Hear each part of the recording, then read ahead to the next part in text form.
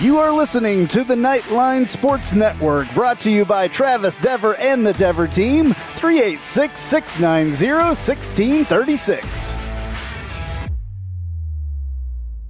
Knightline is brought to you by the Dever team, your source for New Smyrna Beach real estate and everything else New Smyrna Beach. Go to www.thedeverteam.com and call UCF alumni Travis Dever for all your New Smyrna Beach needs. 386-690-1636. That's 386-690-1636.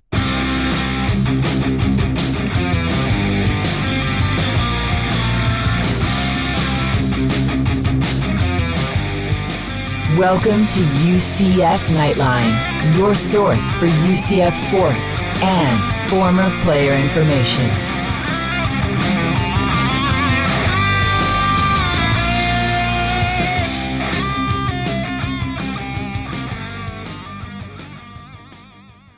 Hello, Night Nation. This is Andrew Phegley coming to you from the 1148 studios, and this is Knightline 244 from the award-winning Knightline Sports Network. Joining me as always, Roger Phipps, and on this week's show, we're evening the score. Harris arrives in a big way. By the numbers, game stats, Roger's 5-alarm hot take, Knightros deep thought, inside the huddle with Kyle Israel, and your questions in Ask Knightline. Alrighty, well, there was a win. We can talk about a win, which is good. It's always good to talk about a win. Maybe not the way that we wanted it, maybe not as pretty as we wanted it, but it was a win over the Cows, which was very, very important. 58-46 in a huge amount of stats on this game. Crazy numbers with offense on both sides of the ball and not a lot of defense. Yeah. 58-46 UCF over the Cows of South Florida. You know, you mentioned wins, and one of the things I saw this in one of the areas that I frequent, and I kind of chuckled to myself, so I wanted to bring this up. It says, this stat, both UCF and the Cows have won 3 games at Raymond James Stadium since October 21st, 2018. So we've won as many games in their home stadium as they have. Exactly. That's sad. It is, but sad for them. The good news is this week we won our 4th straight, so we tied their streak, right? Because they had won 4 straight. That was their best streak. On top of that, we tied the series, so we have now officially evened the series, so they can't hold that over our head anymore. And I just wanted to give a quick shout-out to the fans, because I could definitely hear that UCF chant on the broadcast. So thank you all for showing up and showing out. Yeah, scored 30 or more points for the 45th time in the last 47 games, 24 or more points for the 48th consecutive game, a streak that ranks second in the nation. And the Knights also eclipsed 40 points for the 29th time in the last 47 games and hit 50 for the 15th time in the last 47. That is not George O'Leary ball. No, it's definitely not. Dylan Gabriel also threw a touchdown pass for the 22nd straight game, which ties Dante Culpepper for the longest streak in UCF history. It's the longest streak for a Knight to start his career as well. Yeah, so that's a big deal. Yeah, there's more facts that I have, by the way. I don't think people realize how big of the last 2 QBs really that we've had in KZ and Dylan Gabriel, how big or how high they rank for our program. I mean, they're program changers in their own rights on both sides. And, you know, Dylan, people forget this is his sophomore season. So he's got at least 2 more seasons and that he's he can already play for us. 6th on the all-time. Here's another one. Gabriel has also has 7,006 career passing yards, which ranks 6th all-time at UCF and has recorded his 11th game with 300 or more yards, 1 shy of Mackenzie Milton's 12, and 4 shy of Dante Culpepper and Ryan Schneider, who each had 15 such games in their careers. So that's a big, big deal. There's lots of other ones. I'll work some of these other ones in later. Yeah, you're taking my whole segment, man. That's awesome. Not your segment, but whatever. One thing that wasn't so great was commercials, injuries, injury reviews, and just like reviews in general are mind-numbing this game. I mean, when have we gotten to the point where we're now 3 hours for a half? I mean, yeah, it was 4 hours, and let me see what it was here. It should say somewhere in the stats, which I have in front of me.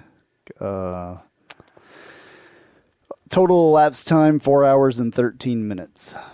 Started at 3:30 p.m., end of the game 7:43. It actually felt a heck of a lot longer than that. I mean, 4 hours is about right. It can go anywhere from 3.5 to 4 hours. I think when we played Temple, it was more like 3 hours and 3.5 hours. But I mean, this was just painful to watch. The Harris catch when the refs were reviewing it for 2.5 hours. I mean, it's like, dude, he caught the ball, he maintained possession, he landed before the boundary. It was called a touchdown. Let's move on. I mean, it was just ridiculous. I honestly didn't notice it until I saw the stats come out, and then the other game that was supposed to start after ours was pushed back. I didn't really realize that it had gone that long. It did not feel like that long to me. It just felt like a normal. Well, I'm glad it didn't for you, because it did for me. It was ridiculous. I'm happy watching any UCF game. I agree. Play of the game for me this game was Devad Wilson and that crazy man strip that he had. I don't know if I can say that on the air, but he stripped that ball like a beast. He just ripped it out of there, grabbed it, and went. I mean, it was in a critical part of the game. The Cows were driving again, and he stepped up in a big way. So I was very happy to see that. Yeah. Jacob Harris also led the way in receiving, recording career highs of 110 yards and 3 touchdowns on 5 catches. That's pretty good. It was the second time a UCF player had 3 touchdowns in a game this season. Marlon Williams did it on October 24th of 20. And 2 of those catches were contested. I mean, that one in the back of the end zone was really, really good. And then that sweet stutter step he put on that defender where he just blew right by him. I was like, he had a great game. game. I am done ragging on Harris for sure now. Well, done. At least for the next couple games. Well, I mean, he proved himself like he's never proved himself before. When we talk to Kyle Israel later, we talk a little bit about that, and I just said I'm no longer ragging on him in that as well. He's just a fun guy to kind of mess with, but this game he totally turned it on. It was in front of his family and all that stuff as well. Here's a quick clip from him, actually. We'll get this one in here real quick while we're talking about it. Here is what he had to say after the game. I didn't even know I had over 100. I really didn't even focus on that stuff. I was just, trying to, practice what my coaches preach and, just each play one by one, just focus on next play. That's just been my mentality. I've been trying to keep that mentality as I get towards the end of the season to try to help me progress my game. I had an extra motivation just, being in my hometown, being the last game of the season, and it being a trophy game. That's everything you could ask for. I had around 15 to 20 family and friends here, and that was another big motivation. I didn't want to, have my last college game possibly in Tampa, go out on a bad note. So I had to make sure, I did everything possible to, make sure they were happy. I couldn't ask for a better ending tonight. And I'll add that, since I've been with UCF, we've been undefeated against USF so far. So I'll throw that in there. I'll add that. Yeah, I'm glad that he added that at the end. So good for Jacob Harris, man. He's done a lot around and not gotten a lot of credit over the years. So it's good to see him have a game like that. For Interesting sure. In front of his home, crowd, I guess. He actually started, he played soccer for Florida Gulf Coast. That's where he started his collegiate career, and then he went to Western Kentucky and played there for a year, and then he came to us. And really, if you've watched him throughout this season, I think more than most, he's been progressing. There was a few games where it's just like, okay, how did you drop that? But for the most part, he's been, considering he's only been playing football for, 3 or 4 years? I mean, he's progressed quite a bit. Well, that whole next man up thing that Heupel and all the coaches really talk about, he was the epitome of that. When Marlon Williams couldn't play because of an undisclosed medical condition, he stepped up. So Otis Anderson, the same deal. Obviously, we missed him a little bit. Also an undisclosed medical condition. Neither one of the guys opted out, so stop the talk of that. I've seen a lot of that on the internet. Quit putting rumors out there that are not true. No one opted out for this game. That was not the case. Greg McCrae matched a career high with 25 rushes for 130 yards and a touchdown. He's now alone in fourth with 28 career rushing touchdowns and fifth all-time with 2,543 career rushing yards, passing former teammate Adrian Killens, Bryn Harvey, and Latavius Murray on the UCF charts on Friday. Although I was looking at something a little bit different, and it said something different than that. He was third all-time for yards, I guess. FBS. So there were Willie English, and they were in FCS, so they aren't counting that in that stat. Well, yeah, third all-time with, 2,540 yards after Kevin Smith and Alex Haynes is who they're saying were the two top running backs. Also, I talk about it a little bit with Kyle Israel, but I'll say it again here. He ends his career, because 2020 is weird and everything could start over again. 6.6 yards per carry, which is by far number one, I believe. Just for instance, Kevin Smith 5.2, Alex Haynes 4.5, Greg McCrae 6.6, Adrian Killens 6.0. Bryn Harvey 4.3, Latavius Murray 5.4, Otis Anderson 6.2, so he's really close. Storm Johnson with 5.0, so pretty high up there. Bentavious Thompson actually is pretty high in that list as well with 6.0, same as Adrian Killens actually for yards per carry. Pretty elite company there, and Bentavious, speaking of Bentavious Thompson, he really played that big back in our offense really well. He also eclipsed 100 yards, and I think he was averaging somewhere north of 6.6, 6.7 for this game. So when you watched him play, I mean, we've been clamoring for a bigger back, and to see this offense with a bigger back and what it could be when we had a bigger back, and you saw that. And what makes Greg...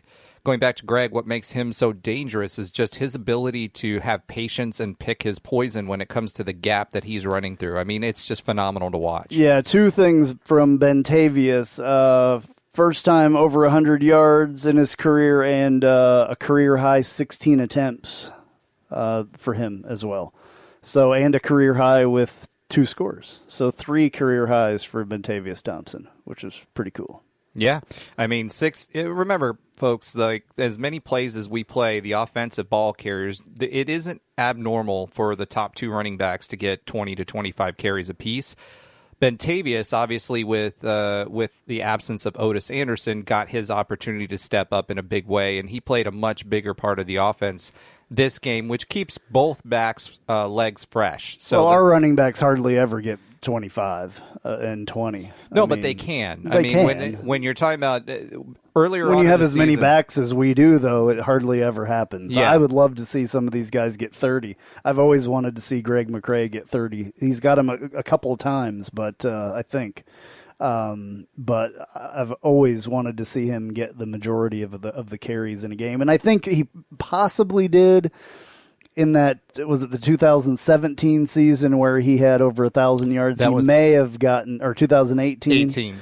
He may have gotten over 30 a couple times, but not very often in this scheme. So. Yeah, I mean, he's just a phenomenal back. So, we do know he was dealing with some injuries last year, obviously, so that slowed him down a little bit, but he seems to be back in his old form now, and he's just a joy to watch. He missed almost the entire year last year for different reasons, so he would have probably been a little bit higher on this list of all time. And this is a shortened season. And it's a shortened season. There's a couple of things there with that. I don't know if the complete stats are out from UCF yet. I will have to look here real quick while maybe Roger talks here. Okay. So that was, when you talk about running backs and you talk about the offense, one of the other things that we kind of talked with Kyle about a little bit was you saw some different looks with the running backs in the last 2 games. We were using some more motion. One of the things we had talked about with Kyle was how could we put Dylan in a better situation when we had folks that were overloading the box. So we saw a couple different ways that happened this game. You saw Dylan with that beautiful play-action play where he was just kind of going down the sideline, watching and going to the left, and he picked that pass over on the left-hand side to Jacob Harris in for the touchdown. And then the other thing that you saw is you saw him motion our running back to the opposite side to take a defender out of the box. So those are two new wrinkles that you hadn't seen all year.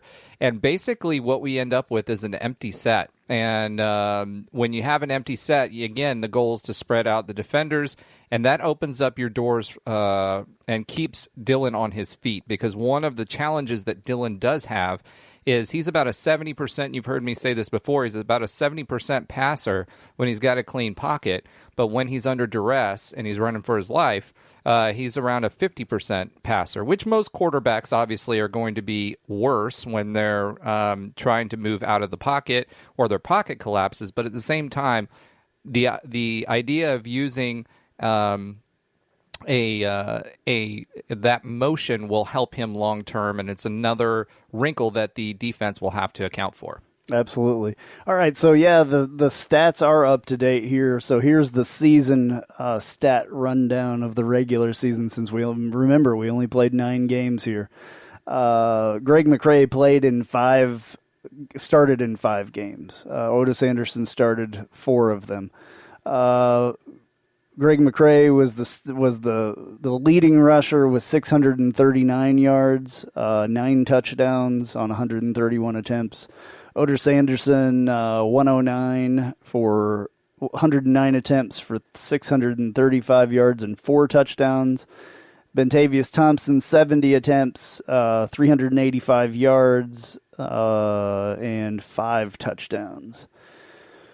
Receiver, that's the one I really wanted to look at. I wanted to look at Marlon Williams. In 8 games, he had 1,039 yards.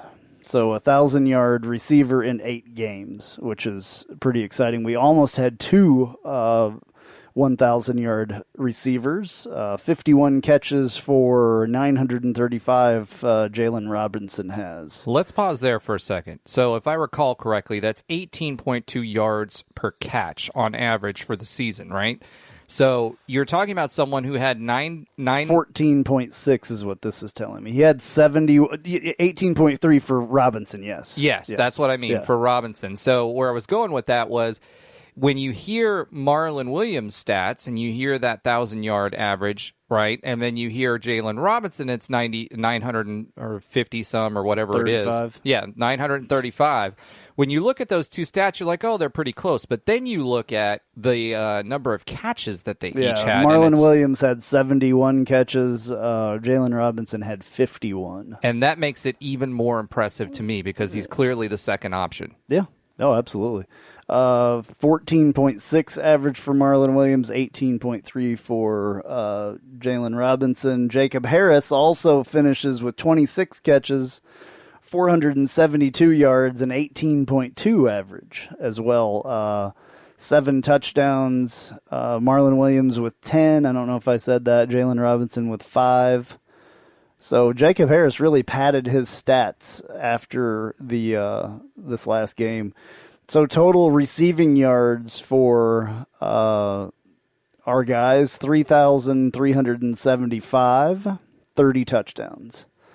Receiving. For rushing, 401 attempts and 2,121 yards and 22 touchdowns.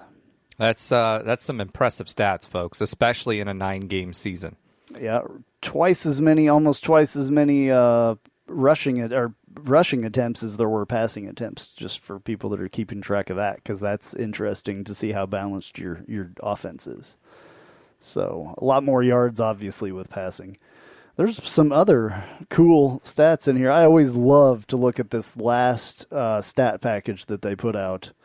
It's really interesting. There was one I wanted to talk about here. Oh, yeah, score by quarters. This is interesting. The first quarter, we scored 109 points in all of our games. Second quarter, 125.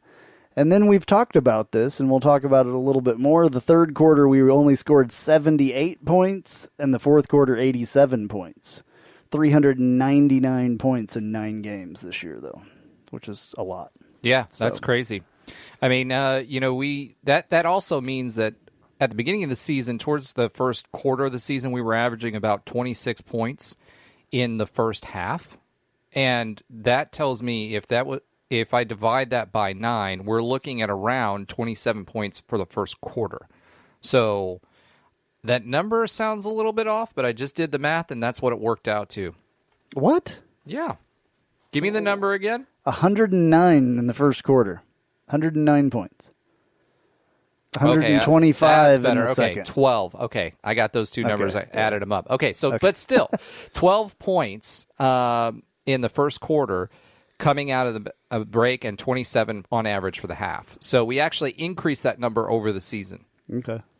Well, I would have never even thought about that. So, I mean, I'm sure it's probably in here someplace. I probably could have told you. I don't know.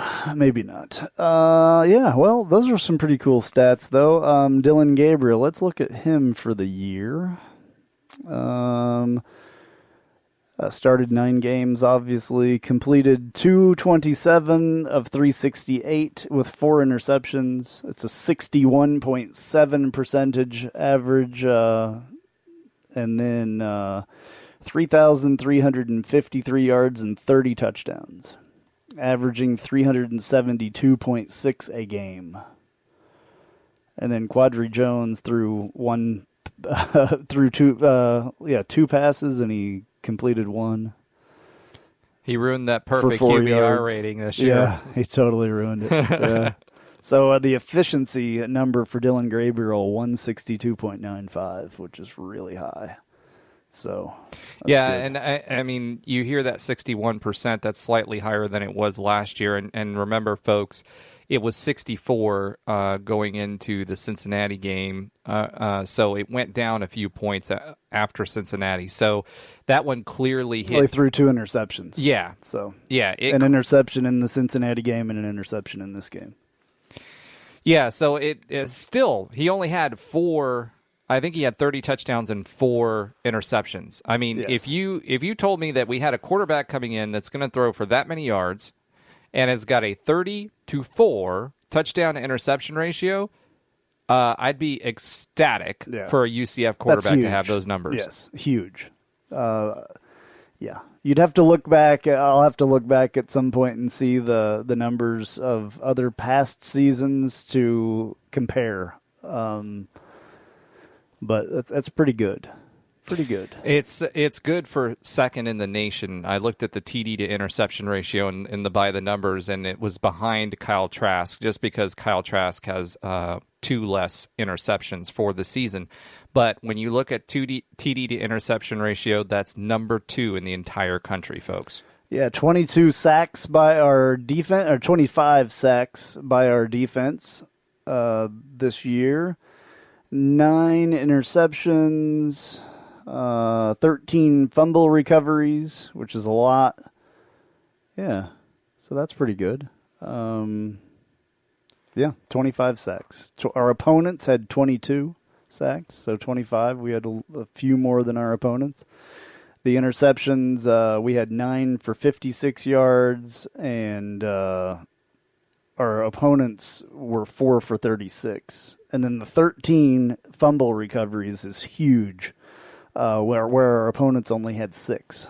Yeah, we're looking for plus turnover margin, right? And just as a reminder for everybody, it's so important with our offense because we, again, this week scored on 60% of our possessions. So we can score quickly. One of the most important things is to get the ball back to our offense. It's not necessarily about stopping. It's about getting turnovers and getting those turnovers so we can score points because our offense will score points, and that's how we win games. And that was that way with Frost as well. They just did it in a different manner with a different defense. But again, it's the same philosophy is to get as many turnovers as we can, and we've been very successful when we matched up against, everybody's been talking about Cincinnati's defense.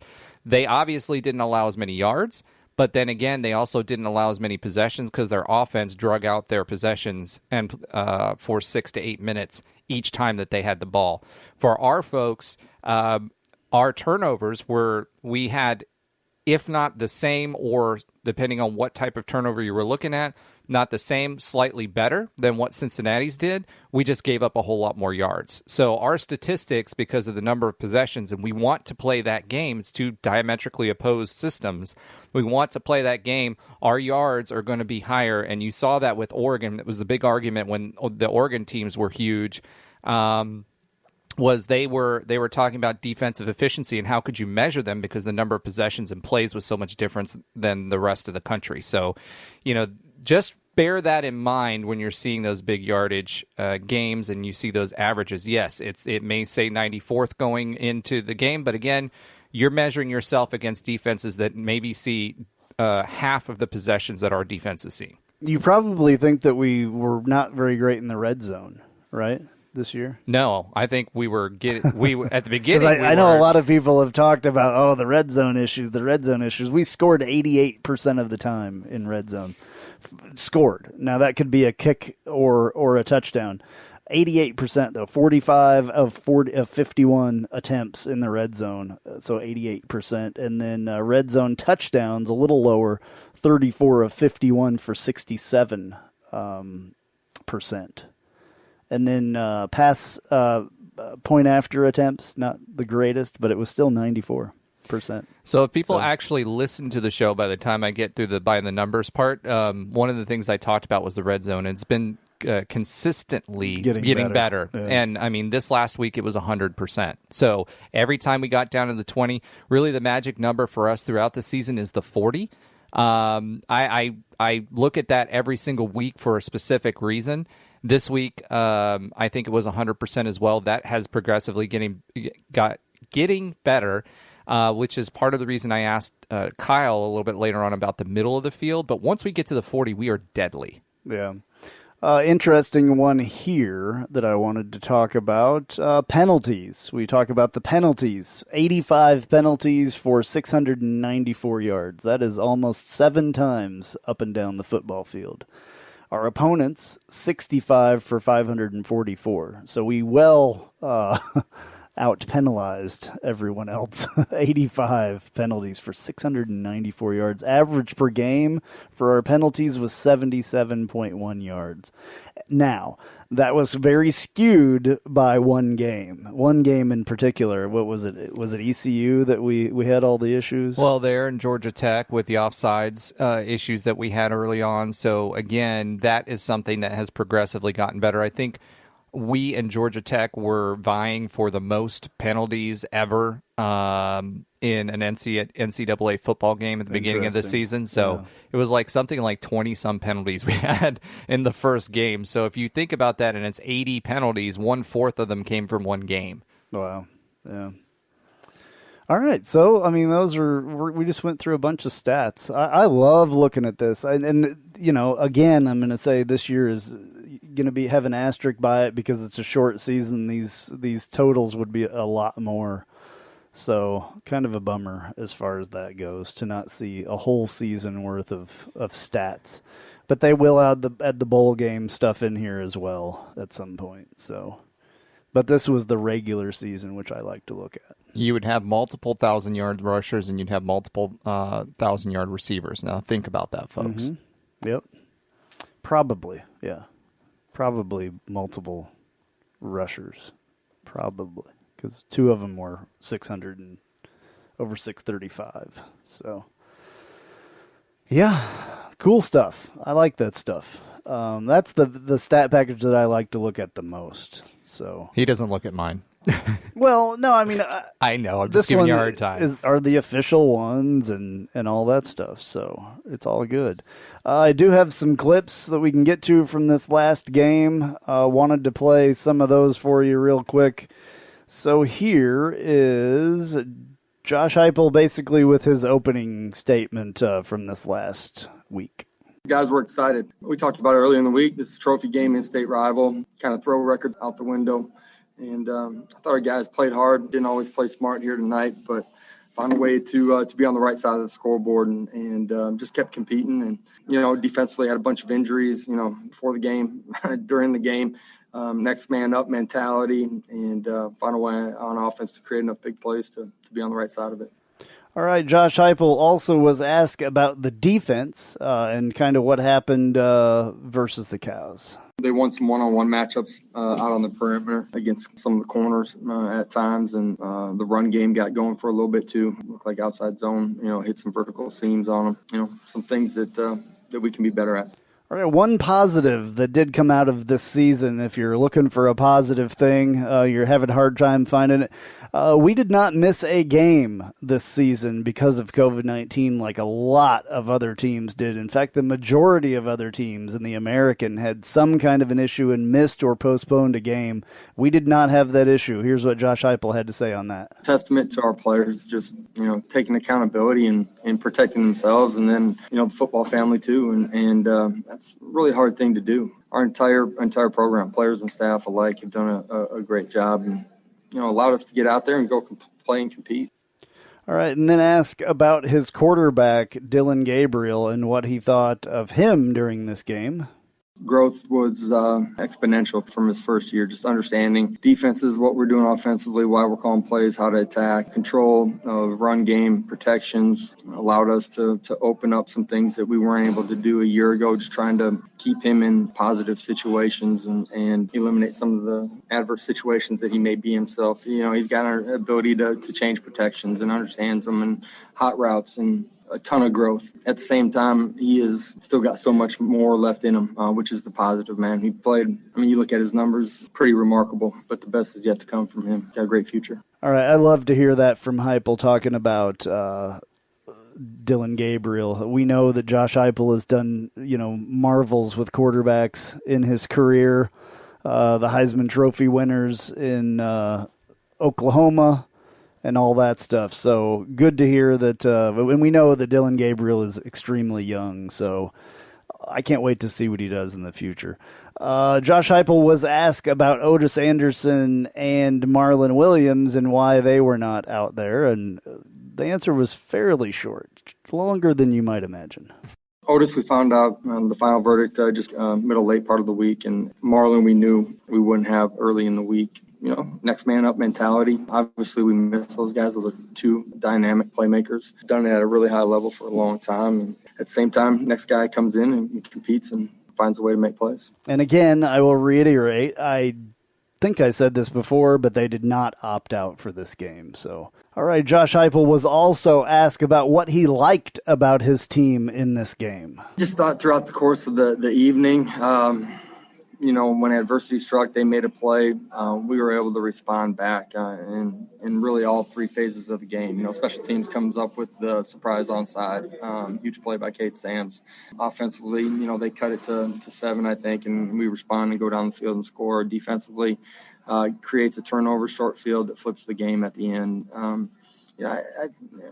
This is a tough game, man, and you got to keep competing and playing really hard, and the margins are really small, even in, multiple possession game at the end. It's just, they're tight margins, so you just got to keep playing and keep competing, and for our young players in our program, and there's a bunch of them that are playing a lot of snaps, it's a positive to see them learning those lessons and applying them and competing really hard. All right, one last clip here from Josh Heupel talking about Jacob Harris, who had a great game. I thought Jacob did a good job working in the middle of the football field tonight, and won some matchups on some safeties and had a bunch of explosive plays. Did a good job catching the football and, played extremely hard. All right, well, that's it for the Josh Heupel clips. Seemed pretty positive about things for the most part. Yeah, he talked about one side of the football a lot. Well, of course he did. Of course.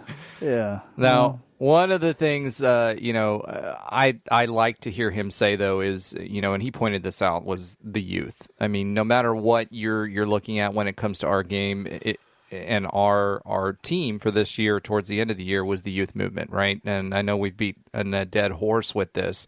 However, we've got 10 opt-outs. A lot of them are starters. You've got 4 folks that put themselves out. I think one of those opt-outs actually came back. So to be correct, I believe it's 9 that were opted out, and then 4 that opted themselves out due to their behavior. So, at the end of the day, there was a lot that was said, and you even heard it in the broadcast, is there were 3 freshman cornerbacks that have been playing significant minutes for us the last few games.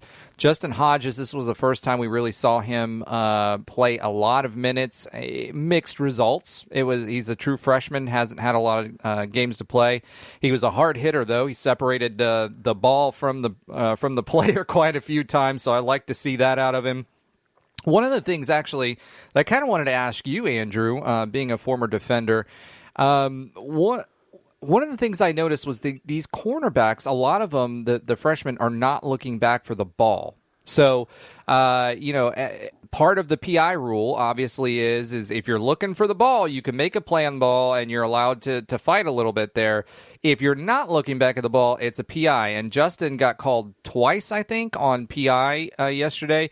I read somewhere that our coaches actually prefer them not to look back for the ball. Does that even sound right, or is there any reason why that would be? I don't know, to be honest. I don't know why they would want them not to look back at the ball, but I think you should focus a lot of your attention on the player and making them not catch the ball. Yeah. You know what I'm saying? I think it's a lot of youth that has to do with. I don't know otherwise. I mean, I would just say because they're young and they're not really, used to playing at this level, they've got to keep that receiver in front of them in any way that they can. Yeah, I get that's the only reason, because I played as well, and first rule when I was playing defensive back, mostly I played linebacker, but when I played defensive back was you always look back for the ball to make sure that you're putting yourself in position, 1, to make a play on the ball if you can, 2, understand if he's going to be your opponent is going to be high pointing it, what type of catch it's going to be to get your hands in there, to make it as difficult as possible for that. And then 3 was to avoid the PI call. And that was the big thing. I don't know why they would tell. I mean, I've never heard of that, to have them I thought so look too. Back at the ball. So yeah, the other thing, the other big thing, and Corey, let's say this about that. Corey Thornton has played really well in the past few weeks. A lot of the other guys have as well. Linebacker play was an interesting mixed bag as well. One of what we thought was going to be the strengths was Gilliard this year. He hasn't played as well or panned out as well. Honestly, watching him, I don't know what is going on, because I watch him as a middle linebacker. He's the quarterback of the defense. We've been doing a lot of shifts, reacting to the offense. If you'll see where the strong or weak side linebacker is off the center, and that puts the whole defense off. And basically, what they're doing, if you watch, who are you talking about again? Gilliard. Oh yeah. So when you're watching that, what ends up happening is we're bringing a blitz off the other side to maintain the edge, and then trying to force them, the quarterback or the running back, to go to the strong side for us, which is where our linebackers are basically extending that side of the field. But that means Gilliard has to make some decisions. And Gilliard, when that happens, is he's got to either fill a gap or he's got to play back in coverage. And he got bumped on rub routes yesterday. I was watching him. He looked lost in the last couple of games. I mean, I know he was out for a little bit, but your middle linebacker is the brains of that defensive back unit along with your safety, or not defensive back unit, the defensive unit along with your safety. Those two folks have to be in sync, understand what they're seeing in front of them, and play on the ball. Yeah. And I just didn't see that the last few games. I mean, I'm looking at the total stats again. He's second in tackling on the game, minus the guys that were sent out, because I think one of them was the leader in tackles at the time, that were kicked off the team. He still finished second with 57 total tackles. But he only had 2 tackles in this last game. He was tackling a lot of air. Well, there were a lot of bad angles and a lot of you saw the defensive lineman too on the ends. There could have been a lot more. And you never know. I mean, if he maybe is a little banged up or a little sore or something, and I don't know. You never know what's going on in people's heads. Well, it's the last 2 or 3 games that I've really seen it. And with the middle linebacker, if you're committing to, he should have the most tackles out of defenders, except for maybe your safety who's coming up on blitzes in our defense. He did well in the Temple game. I think he led pretty much in the Temple game. He led the tackles. 7, I believe. Well, it's just in coverage that he's getting burned. Yeah, in the coverage, yeah. And it's watching him make decisions, whether he's not picking up on a rub route that's being set up, or whether he's, committing when he should be dropping back, or he's thinking about it a bit too long, or whatever it is. That's part of that missing part of the middle of the field, because we like to load the box up and we want to be aggressive with our blitzes, and they're coming from different places. You've seen them be disguised. They've played it up like they're coming from the left when they're actually coming from the right. It's interesting if you look at the game stats for him as well. In tackles for loss, he was the leader, 8.5. But then since the Tulane game, Houston game, Temple, Cincinnati, and USF, he really fell off in that. And I don't know, maybe that was that he was told to play a little bit more coverage than he normally would as well, just because of the young corners and the young safety that had to be back there. That maybe could be part of it. But yeah, so... Well, speaking of that... no tackles for loss in Tulane, Cincinnati, and USF. Yeah, and we had other guys that were making up for it. Cam Good had a good game. Drop has really picked it up. He had 2 sacks this game. The one place that again is kind of missing, and where the Bulls or the Cows took advantage, was they kept running, and you heard it in Josh's clip where he talked about the zone, right? So what they were doing was basically they were playing off the edge rusher. So if our edge rusher did not maintain, and this is something we've been talking about all year, if he did not maintain that edge, then what they were doing was they were extending it laterally, and as soon as they lost edge contain and their running backs got our cornerbacks far enough up the field, then they would cut up. And that's what they were doing consistently. And then the other thing they were doing was they were dropping people into the middle of the field off of those kinds of looks. So I actually have to give some credit to the Cows coach. He had a decent game plan. There was a lot of Clemson esque in their offense. Of course there's going to be, because that's where he's coming from. Exactly. But the way he game planned us for our weaknesses, which is if we can't funnel you into the box, if we can't maintain the edge, that's where we get hurt, whether that be a mobile quarterback or whether you're doing that schematically by doing the zone blocking. So yeah, he's a good coach out there, and we're really going to have to watch out for those guys in the next few years probably because of that. So hopefully maybe he's one of those guys that gets plucked before they can do too much damage in the American. Well, either that or he doesn't do any damage, right? So either way, it's a win for us. Yeah, absolutely. Yeah. And I'd be remiss if I didn't mention another bright spot on special teams. So Amari Johnson made his debut. We're used to seeing Otis Anderson out there. We're used to seeing Marlon Williams out there returning punts, and he did actually really well. On the 2 punt returns that he had a total of 24 yards, so 12 yards per return.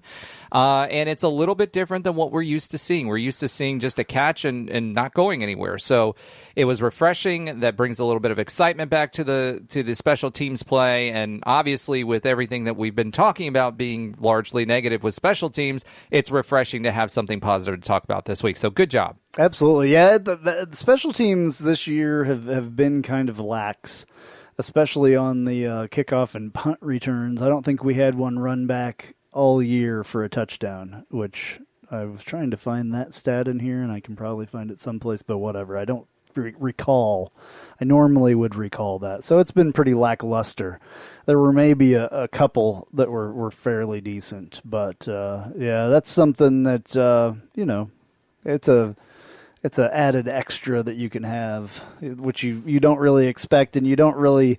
now with the balls going out the back of the end zone, the majority of the time are being touchbacks, and you get it, up a little bit farther anyway. They've tried to take that out of the game anyway. So well, he actually had another good play on special teams. There was a punt that we were punting to the Cows, and it was a very, very good punt, and he was in position to try to keep it out of the end zone, and he was pushed in the back on the way down, which I don't know how that wasn't flagged, but he jumped up at the same time, and unfortunately it was ruled a touchback because of where the ball was when it crossed the goal line.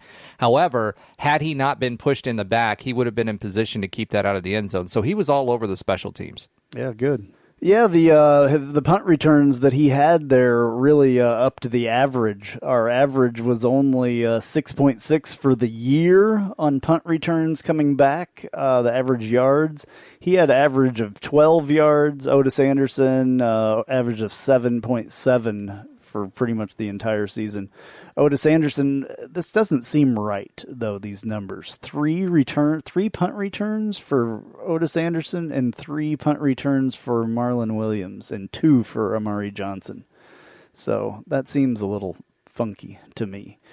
Maybe they didn't punt that much, so whatever. Hey, we're going to take a commercial and we'll be right back. We'll be talking to Kyle Israel real soon when we get back. Hey, this is Travis Dever, Kai's Real Estate, the Dever team, New Smyrna Beach. Your source for real estate and everything else, New Smyrna Beach. Proud sponsor of Knightline. Call me anytime at 386-690-1636. That's 386-690-1636. Let me show you my hometown, New Smyrna Beach, UCF's favorite beach. Go Knights and charge on.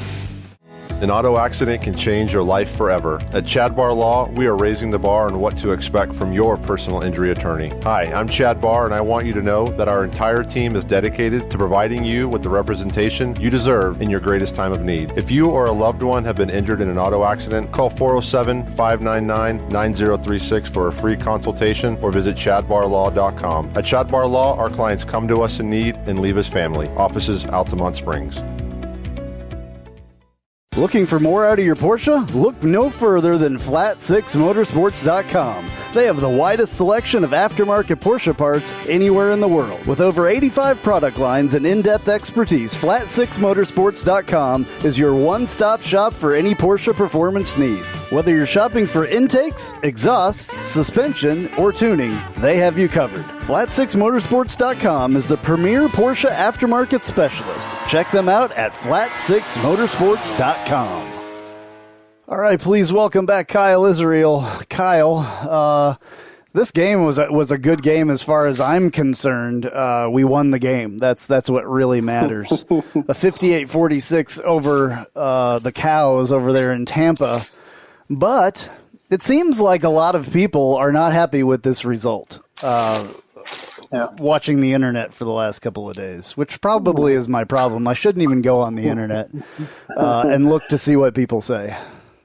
Yeah, I mean, I think that you can get caught in that trap. I mean, heck, I've been on the side of airing my frustrations on social media, so we're kind of feel like we're inclined to do that sometimes. But listen, you're talking to a guy in me that never beat South Florida. I think in my career, we were, I think, 0-3 against them, and obviously got blown out my senior year over in Tampa when they were ranked number 2. So anytime you beat them, period, is a win in my books, like a real win. So I'm excited that we got the victory. Listen, we did it on the road with, a season that offered a lot of challenges, from personnel to COVID protocols to lack of practice, lack of continuity building in the off season.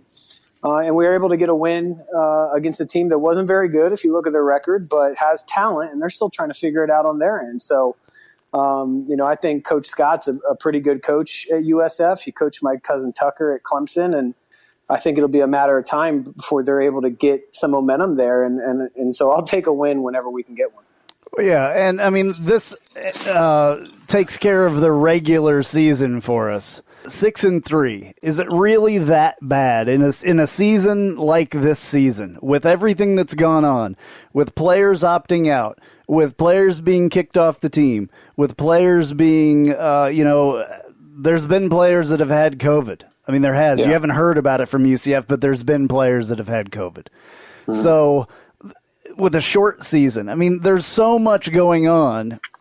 And even more for the players to absorb and have to deal with before going, and coaches, before having to go out there and play a game every week and deal with injuries and everything else. 6-3 to me is not that horribly bad. Yes, it's not what we expected for this season, but it's not that bad. People are going absolutely freaking crazy.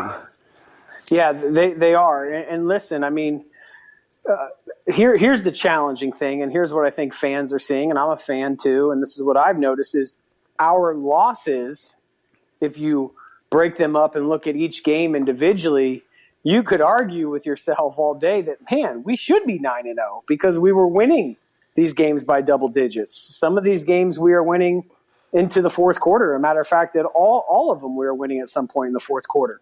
So if you look at it through that lens, then you're like, yes, we underperformed. If you look at it under the circumstances that you just explained, I thought you did a good job of explaining all those different challenges that were real challenges our team had to face, players and coaches included. To be 6-3, I'm okay with that. But obviously the expectation by our fan base has increased, which is a good thing to have high expectations, because I remember days where fans simply didn't care if we won or lost. They just wanted to go for a good time. That's just as frustrating on the other side. But nonetheless, you look at what we have coming back next season. We have a very young team. We have an opportunity for guys that are seniors to return for another year if they so choose. And I think we're positioned and got a lot of youth, very good experience this year to make a run next year with the teams in our conference that have given us trouble are losing a lot of players, where in fact we're bringing back a lot of players. So I'm excited about where we're going as far as the 2021 season. Should we have done better this season? I think so, looking at those games in particular. But that's football, and that happens. Kyle, thinking about all of this, I kind of want to put or give a perspective that only you really can have, having played against the Cows. When you're playing in a rivalry game, right? There's much to be said about that, and it always seems to be, no matter who's playing, they're always different, right? I can think back to our 2013 game where we had Storm butt fumbling, just like the Cows did this game, and all of those other things, and we eked that one out. What's different about a rivalry game as a player when you're going into this, and how much of that does that really affect your play? Well, I think there's a lot of questions from media and fans about it being a rivalry game. That's certainly different. Secondly, it's this kind of, piece of the schedule that everybody's aware of. So as much as you'd like to, say we're just focused on the win like any other week, and we just want to go 1-0, and you hear the players really kind of give the same coach speak answers that you hear the coaches give. But at the end of the day, it's something that you recognize as a big game. It's something that you recognize that your fan base may care a little bit more about this game than other games on your schedule. And, I think that when it comes down to the day, there's nothing very much different at all. It's the anticipation leading up to the game and the noise around the game that becomes noticeable. But once you get out there, and this is going to sound like player speak, once you get out there in between the white lines, it truly is just another opponent, and all that other stuff kind of goes out the window. Before the game, after the game, and the week prior, that's where it's really noticeable. And it may give you a little bit of extra juice. It may give you a little bit of an extra edge. And you may play a little bit harder. But at the end of the day, once you get out there, that kind of goes out the window pretty quickly. Alrighty, Dylan Gabriel, 22 of 36, one interception, 336 yards with 4 touchdowns. Got sacked a couple times. What did you think about Dylan's game? I thought Dylan had a great game. I thought he made some incredible throws that only our receivers could catch. I felt like he distributed the football pretty well, considering Marlon Williams wasn't playing. We didn't have Otis Anderson. So in Dylan's eyes and from his perspective, it had to feel a little bit different out there because of personnel. That does make a noticeable difference. But you saw guys step up. We've given Jacob Harris a hard time throughout the course of the season. You got to give him credit where credit's due. He made some great catches, one in particular in the back of the end zone that was a phenomenal acrobatic catch. So he stepped up big time. I thought Dylan, on that 4th and 2, where he kind of rolled out and hit Jacob, that was, first of all, a great play call, but a great job of Jacob getting separation. And so we made a huge touchdown play on a 4th down that was critical in the ball game. And I think that overall, Dylan didn't let off the gas. We put up 58 points. We scored essentially 2 touchdowns in each quarter. And even though South Florida was able to make some runs offensively throughout the game, we didn't seem to lose our composure completely and have these big, gaps in the game where we just struggled offensively. There were a few drives where we went, 3 and out, but I thought overall Dylan played very composed within himself. He did what the team needed him to do, which was go out and put up points, and he did that consistently. And I think that's going to put us in a very interesting position this offseason after whatever bowl game we play in. As far as the quarterback job is concerned, it'd be hard for me to imagine a scenario where Dylan Gabriel is not our starting quarterback going into next year based on his on-the-field performance, throwing nearly 60 touchdowns over the last 2 seasons. But I was very pleased with his performance and thought it was another win for him and a great momentum builder going into the next game and into the offseason. You mentioned Jacob Harris in there. I'm done messing with Jacob Harris, by the way. I'm not going to talk bad on him at all anymore because he extremely stepped up in this game. He did. Just big time. It was amazing. What a great game by that kid. Great game, and he filled some very big shoes in Marlon Williams. So, Kyle, thinking about next year and going forward for Dylan, right? So one of the areas of opportunity is his decision-making on when to run. There's been some, how should we put this? There's been some designed runs for him, but we haven't really seen him survey the field and then make that decision. So can you speak more to that and his maturation there? Is that just because he's, even in high school, he really wasn't a mobile quarterback? And then what can he do to up his game in the middle of the field? It seems like when we've got a running back on a slant or something like that, he has a little less accuracy when it comes to that particular part of his game. Well, I'll answer that question first. I think, sometimes in a quarterback's mind, you get really, really dialed in when you're on your own side of the field. You can kind of feel the pressure of the end zone behind you, and that helps you dial in a little bit. And then as you get into the red zone, the momentum that you've built throughout the drive really starts to, I think, improve your performance, especially if it's been a longer drive. In the middle of the field, you can start to get complacent at times. If you've had some success driving from maybe the 20 to the 50, and now you're 6 or 7 plays into a drive, it's really critical that you continue to take it one play at a time and dial in one play at a time and know what you're trying to get accomplished. And I think that you can focus a little bit better there. You can have some more ideas of what you want to do with the football. So I think that's what he's got to continue to do is as he's building momentum in a drive, continue to leverage that momentum, especially where you spoke to in the middle of the field. I think secondly, I noticed a couple times versus South Florida where their defensive scheme was to drop a lot of guys in coverage and they only had a 3-man rush. And there were times where you said, he could probably pull it down and get 8 to 10 yards right now pretty easily. But I think part of the way our offense is designed is it's so mechanized. So we're going based on this coverage. We're going here to here to here to here, and a lot of times he has guys that he feels are actually open, and he's trying to make those throws. I think that when he starts to understand and continues to develop his understanding of situational football, he'll figure out, if I don't have what I really like here on 2nd and 10, I'm going to pull it down and get 7 yards. I'm going to pull it down and get 8 yards. If I don't really have what I like here on 3rd and 4, okay, where's the leverage of the defense? If I need a scramble, okay, I'm going to go ahead and get 5 or 6 yards here. Not really predetermined, but that conscious thought prior to taking the snap. And then lastly, I would say that it's something that can be coached. I know that when I was playing at UCF, we had drills that were specifically designed for me to be in the pocket, moving around in the pocket, and tuck the ball and run and either slide or get out of bounds. And I think that you can rep those types of things. So I think a combination. All right, switching to the running backs here. 2 running backs over 100 yards. Greg McCrae for 137 on 25 carries. Bentavious Thompson, 110 yards on 16 carries. Bentavious 2 touchdowns. Greg McCrae 1 touchdown. With McCrae's 137 yards, by the way, he becomes the number 3 all-time rusher in UCF history.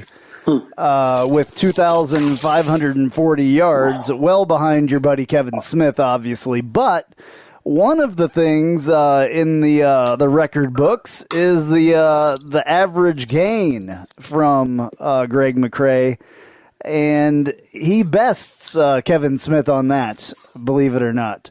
Greg McCrae, 6.6 yards average. Kevin Smith, 5.2.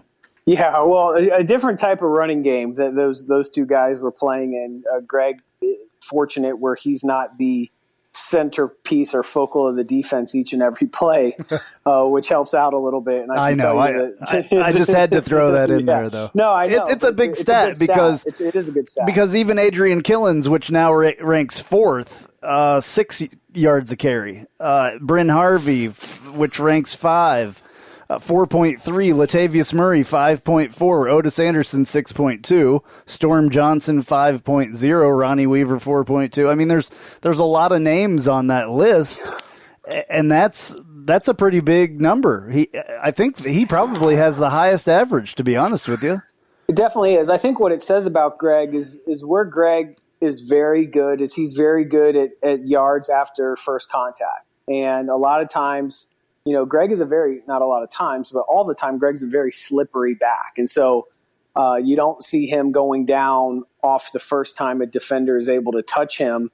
And secondly, if he can break outside of the box, because of if he breaks through the line of scrimmage and can make a move on a linebacker, there's generally not a safety right there ready to make a tackle because our offense spreads the defense out so far towards the sideline. So if you can break a tackle or get through the line, you find yourself in some open space all of a sudden, and then, it's a track meet down the field. So I think he's definitely taken advantage of the style of offense that he's a running back in. But secondly, give the guy credit. I mean, he's a tough runner. He's a hard runner.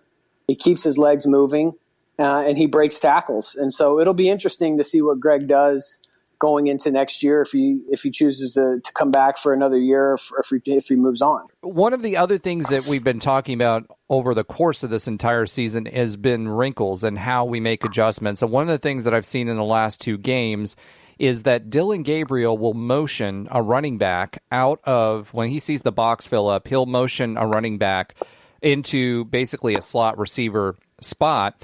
And the goal is not necessarily to hit that running back, but to bring that defender back outside of the box.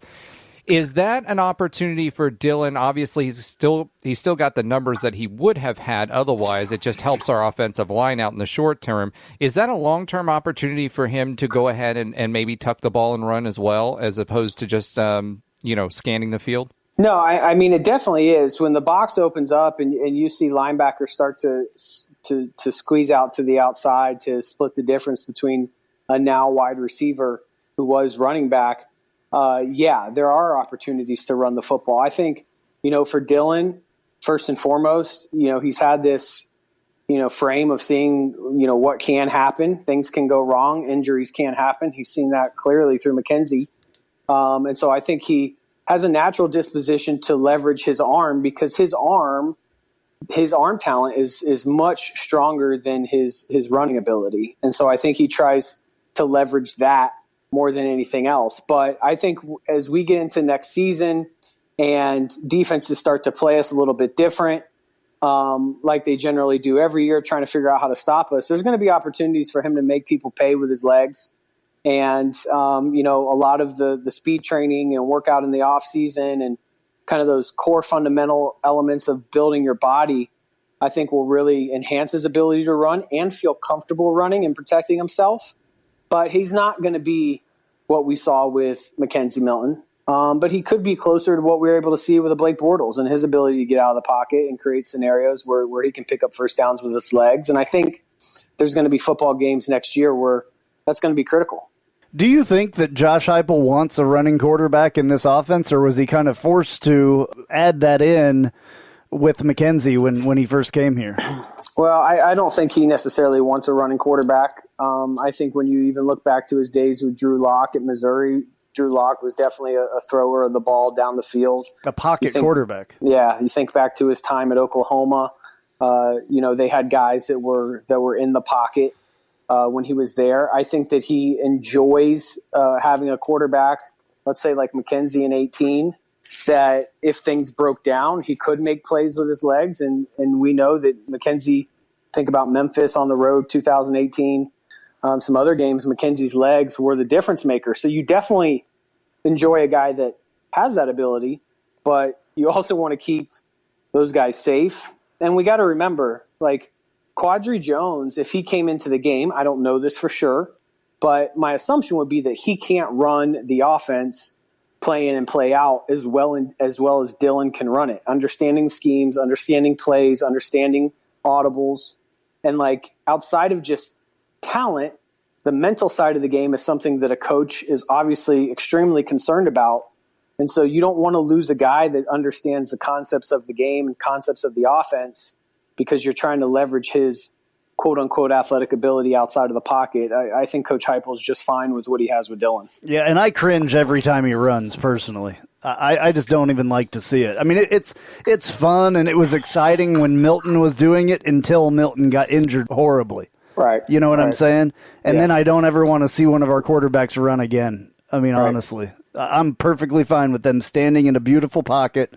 Make that pocket as nice as you possibly can. Let him stand there all day long and just throw the ball downfield is what I would like to see personally. I like how that sounds myself. Well, he's definitely had that this season, and I think more what makes me cringe is when he slides. But, we aren't going there. That being said, let's talk a little bit about, one of the other big topics around Knight Nation has been how we get ahead and what happens in the second half. So let's talk about that a little bit. As a player, when you have a big lead and you're going into the halftime and you're going to be coming out in the second half of the football game, does that affect your sense of urgency or your crispness?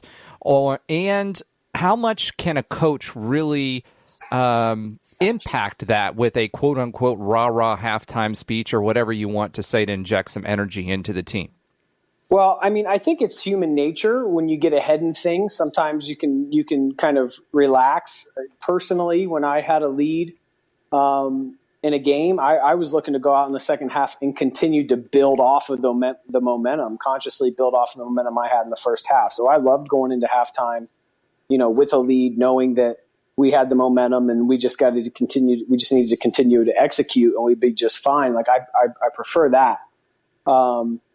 But I think, with the team as a whole, it's how you frame it to the players at halftime. It doesn't have to be a rah-rah speech. It doesn't have to be this incredible Lombardi-esque, address to the players. I think it's how you frame the momentum that you've had in the first half. Where have we done things well? How can we continue to do those things well? How can we add some wrinkles to disguise what we're doing well so it looks different in the second half? And then how do we really understand that we have a lot of momentum and we need to stay on the gas pedal? I think that you can frame it that way and allow your team to ride that momentum wave into the second half. At the same time, our offense, I think, our team as a whole is very exposed to deflation. And the reason I say that is because our offense is so fast that when it does go 3 and out or it does have a 5-play drive, and because we are so efficient, generally speaking, when we don't have a drive that gets multiple first downs or that leads to points, it can feel like, ooh, something's wrong. And you feel that as a fan. I think you can feel that as a player. And so you have to be able to guard against that kind of feeling of deflation if your offense struggles a little bit for a series or two, because all of a sudden that can take the momentum stairwell the other direction. You're taking all these little L's and that starts to build up in the direction you don't want it to go. So I think there's a couple ways to approach it, but I always liked playing from ahead. I felt like I could play more comfortable and loose in those scenarios. And I think that, our team has just got to be aware that, hey, if some things don't go our way or if they score points, I mean, our defense is going to give up touchdowns. Our defense is going to give up points. We are on the wrong side of the time of possession clock again, which we will generally probably be for the rest of Coach Heupel's tenure at UCF. And teams are going to score points because they get the ball back faster. And, we don't have a defense of 2014, 13, 12, 11, 10. We don't have that style of defense anymore. Our full game style is to score a lot of points with the understanding that we're going to give up points and sometimes a lot of points. And until we get this circulation of young players on the defensive side of the ball, which I will remind our fan base are mostly freshmen, sophomores with a few juniors sprinkled in and Richie Grant as a senior compared to 2017 and 18 when we had a very junior and senior laden defense, those two types of teams are going to look different at this stage of players' development, 18 to 22 years old. An 18 and 19-year-old is not the same as a 21 and 22-year-old. And so I felt like our defense was going to struggle some this season, basically looking at the age. As we got younger, I knew that we would struggle more. And if we understand the reasons for why and how that can improve, then you'd feel okay about the direction we're going. We just had 4 games where guys that more than likely wouldn't have contributed much this year contributed a ton, which will make them better going into next year. Absolutely. And all those guys that were kicked off the team were upperclassmen. Correct. So, of course, that brings in younger guys. I mean, right. I understand that completely. Now, there's a lot of talk about the defense and all that stuff, and people want Randy Shannon gone and all this stuff. I don't know if I'm completely on that bandwagon yet. I'm definitely not 100% on the bandwagon for Heupel to go. That's ridiculous. No. I mean, it's some of the dumbest stuff I've ever heard. But Randy Shannon, on the other hand, now he hasn't had a full recruiting class to get all of his guys that he has recruited. And we all know that he's supposed to be a spectacular recruiter, and he is. He gets a lot of kids from down south, but then again, a lot of kids from down south were the ones that were causing problems as well, and they got kicked off the team. So there's both of those things in there. I mean, it obviously looks like they're recruiting talent that he's recruited over the last couple of years, with these young guys coming in and being able to step up and step in and play fairly decent. I mean, it wasn't great the other night, but it seems like the guys that he is recruiting, though, are not horribly bad. Well, I think if Randy Shannon loses his recruiting edge, then his value is greatly diminished. I mean, I think without a doubt, one of the edges that Randy Shannon should be bringing to your program is the ability to recruit South Florida and build a pipeline from South Florida. And so I've said it from 2017 all the way to now. Like, our recruiting success hasn't matched our on-the-field success. Now, there's a bunch of limitations to why that is. Number one, our recruiting budget is much smaller than the other Power 5 conference teams in the state of Florida. There is we don't have a private jet to throw Coach Heupel on anytime he needs to see a big-time recruit, which is a disadvantage considering a lot of other programs around the country have resources like that. So our recruiting resources budget is much smaller than others. But I think as we continue to put guys in the NFL, we continue to play on these nationally televised games, these games on ABC, middle of the afternoon ESPN games, like all of those things truly helps recruiting. I'd like to see us do better in recruiting. There's no doubt about that. I think that we should be further along than we are in that regard. I would say more than any other criticism of Coach Heupel that I would have, I'd say, okay, we need to continue to recruit well, and we've got to recruit better than we are now. Now, we've got lucky with some transfers that were very highly talented players coming out of high school. Devon Wilson, we've obviously had Jalen Robinson. And that's going to be a much bigger thing in the coming years. Correct. Yeah. Yes. If we can continue to be a place that highly touted transfers want to land and transfer to because you're playing competitive football on a big stage with a pipeline to the NFL, fine. That's one way to do it with a limited budget. But yeah, you'd want to see our recruiting continue to improve. Yeah. Okay. Well, we know that you have to get going because you have something coming up. Thank you very much. It's been fun.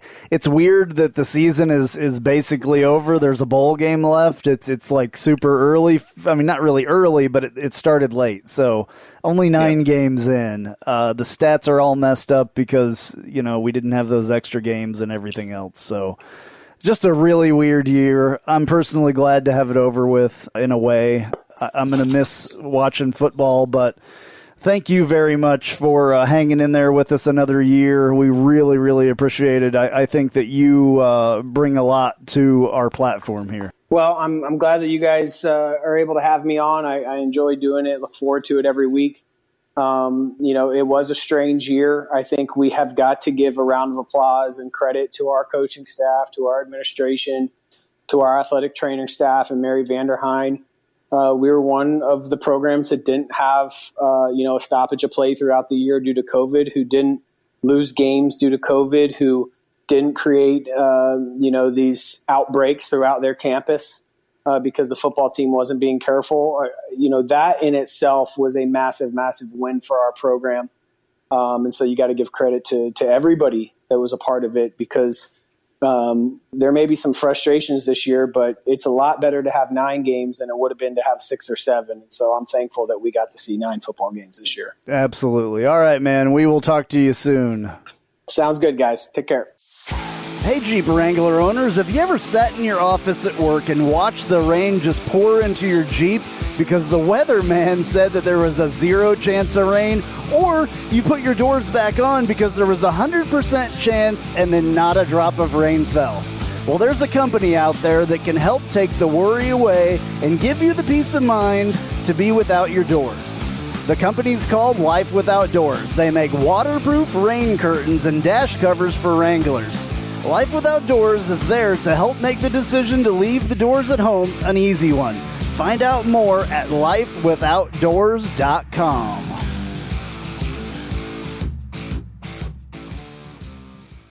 Spice up your company with homemade marketing services from Tasty Gravy Creative. Tasty Gravy serves up a menu of budget-friendly marketing, graphic design, and public relations services customized to your specific goals. Co-owned by a UCF graduate, Tasty Gravy can help refresh your brand, strengthen your online presence, or reinforce your company's message. Contact Tasty Gravy for help with your website, social media, marketing, advertising materials, and more. Visit tastygravy.com. All right, always good to talk to Kyle Israel. We're very appreciative that he was able to come back and do this season with us as well. It's just been a weird football season. I'm ready for it to end. A bowl game, hopefully, some exciting matchup. I don't care who it's against. I just, some good game and good things happening from it. So I know that there's other stuff that we have to talk about, Roger. Go ahead. All right, Knight Nation, your voices are being heard, and after a 640-some-odd yard Cows performance, one of the things that we have consistently talked about is Randy Shannon, and whether he is the right fit to continue to lead our defense going forward. So I figured I'd ask the question to Andrew and myself. If you were Danny White, would you keep or fire Randy, and why? Oh, boy. I hate talking about stuff like this, but it kind of needs to be talked about at this point. And we talked a little bit about it with Kyle there. I'm not sure if maybe he needs to go or maybe needs to be given another position. I think that would be, first of all, he was not brought in by Josh Heupel. And I think and we've always thought, we used to talk about this a lot, that we've always thought that may have caused a little animosity between Randy Shannon and Josh Heupel. They've never been chummy with each other. You've never seen them in any, be chummy at all. Randy Shannon hasn't been chummy with anybody. Well, his interviews are like that. half a second long. That's just Randy Shannon. It is. It's Randy Shannon. When you can get him going, he's not a bad guy when you can get him going, but it's hard because he keeps things I think he's talked to the media once this season, maybe. I think it was 3 times for a grand total of maybe 4.5 minutes. Well, probably a little longer than that. But anyway, he is what he is. He's...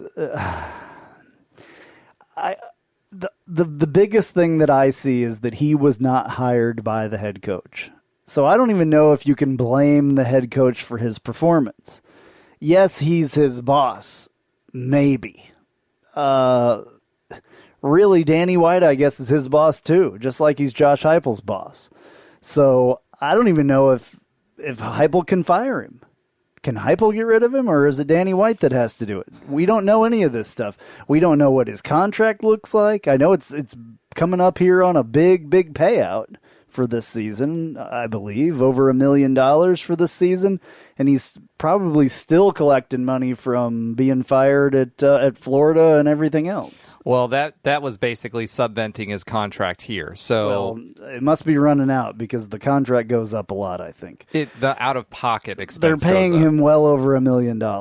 And I don't think that this year's performance really, is equal to $1 million or more, to be honest with you. I know that he was here. I think he was brought here to make a transition easier, maybe with a first-time head coach, in Josh Heupel, and because the transition was going to be short because of the time frame and all that stuff. I'm sure, I don't know if he welcomed himself in and kind of put him in that spot, like promoted himself in that spot and asked for that spot, or it's something that Danny White went to because his kid played here at the time. I don't know. I don't think he's still on the roster. I think he's graduated. He just graduated, yeah. Okay. So, he was around. He was probably asked if he wanted the head coaching job, I would assume, because he was there. And probably buddies with Danny White, What I recall at the time was Danny White definitely wanted a stabilizing force for our program, right? He didn't want George O'Leary to Did he Brent say Key. this, or are you speculating? I don't remember, but I do remember. Because I never heard this. I don't remember, but I do remember that he hired him separately. Not to be the head coach. He wanted a defensive coordinator. But did he ask him if he wanted to be the head coach? This is my question. So I've always thought, and this is my speculation, but I think that Danny White asked Randy Shannon if he wanted to be the head coach, or maybe tried to hire him as the head coach, because it would have made things a lot easier if you're Danny White. You wouldn't have to have a search committee. You wouldn't have to do all these things. You could check off the boxes right there with that guy that's been a head coach and in a major Power 5 and SEC, blah, blah, blah, been all over the place as a head coach, been a defensive coordinator. So I think that he was trying to make it easier, I just don't think that does make it easier. So I just wonder how that went down. What was the conversation like? What's in the contract?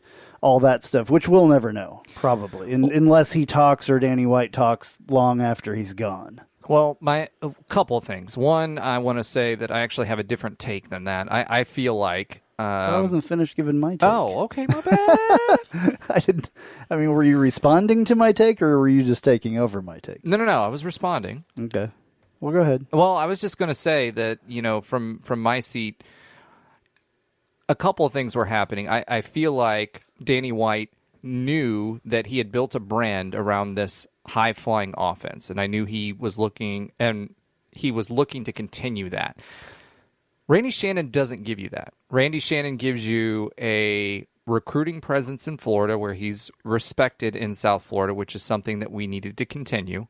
Randy Shannon also gives you someone who's experienced and a steady hand at the wheel. So if he was going out to look for a coordinator that had never been a head coach, but we knew he was going to be a hotshot coordinator, I feel like that's where that marriage, to use a lack of a better term, came in. And as I recall, and again, Danny White, one of the things that he's really good at is keeping searches hush-hush. I mean, we all thought we were going to be closing our eyes for Dino Babers, but that didn't happen. Thank God we didn't. Oh, yeah. So, at the end of the day, I feel like that he wanted that stabilizing force. I don't think that Randy Shannon wanted to be a head coach again. I think he wanted to be a defensive coordinator and do his thing. But you're right, that dynamic that was created out of all of that is not one where Coach Heupel gets to dictate to Randy Shannon no matter what. Yeah. I bet you. I'll just bet you. I mean, I don't know this for a fact, but I will bet you that he was offered the head coaching job, and maybe he was thinking about bringing in a Josh Heupel as an offensive coordinator. That's my speculation. And Randy Shannon said, my head coaching days are past me. but I'll be the defensive coordinator or something like that. That's just I just feel like that's what happened. I don't know if that's true or not, but that's just the way that I picture it in my head. And then, well, dang, now I have to find an actual head coach. So he found Josh Heupel, and I'm perfectly fine with that. You can call me a hugger or whatever, but I am perfectly fine with Josh Heupel being the head coach, and I will be until he really proves something differently. Yes, we've stumbled. Yes, it's not the same. Yes, also, though, people need to remember these are not the same players as 2017 and a lot of 2018. They're just not. It's not the same team. It is much more the players and their execution of the plays than the coaches and what they call and everything else. So I'm not on the get rid of Josh Heupel, side of the fence at all. In fact, I think some of the things that have been said on the internet, which, I was going to make we were going to make a segment at one point of things that I read on the internet that were completely crap. And there was a bunch of that stuff this week, so maybe we'll bring that back for this one. But especially people, come on, like the things that you comment on Josh Heupel's Twitter feed when he posts a picture of the team like celebrating after the War on I-4 game, their picture on the field with the trophy, and you comment crappy things about Josh Heupel to Josh Heupel's feed, like he may not post that, he may post that. You never know if he controls his own freaking feed or not. I'm sure he looks at it, and I'm sure that potential players that he's trying to recruit look at that. Y'all could be hurting this stuff. You seriously could be hurting recruiting by saying the horribly negative things that you guys are saying on the internet. You don't think that people, that those kids see what's posted on the internet about their coach, potential coach? I just think it's freaking ridiculous. And I think that needs to stop. You can say all you want, but do not direct it at players or coaches. When you're like literally putting their name in it or you're commenting on something that they posted, I think that's ridiculous. You can say all that you want out there otherwise, but do not tag or reply to players or coaches with your crap. I think that's horrible as a fan base. Anyway, I'm done with that. But anyway, the Randy Shannon thing. Back to the focus. I read those comments on that picture that he posted, and I was just floored. I literally, it really upsets me. I just don't think that that's a good thing to do. I know that people can say anything they want on the internet because nobody's going to ever find them and do anything bad to them or whatever. Everybody's so confident about saying crap on the internet, but then, in real life, they would never say it to the person's face. And I understand that, but come on, you got to understand who's going to read this stuff. All right. Back to the Randy Shannon thing again. So I don't know what the situation is there. I don't know what the dynamic is there with Danny White and Josh Heupel and Randy Shannon, but something needs to change on the defense. Something needs to change. Now, we talked about it a little bit with Kyle, and I don't think that people really realize the recruiting prowess that he has with the kids from South Florida. He's a god down there, especially to younger kids. So I really think that he's brought some good kids here.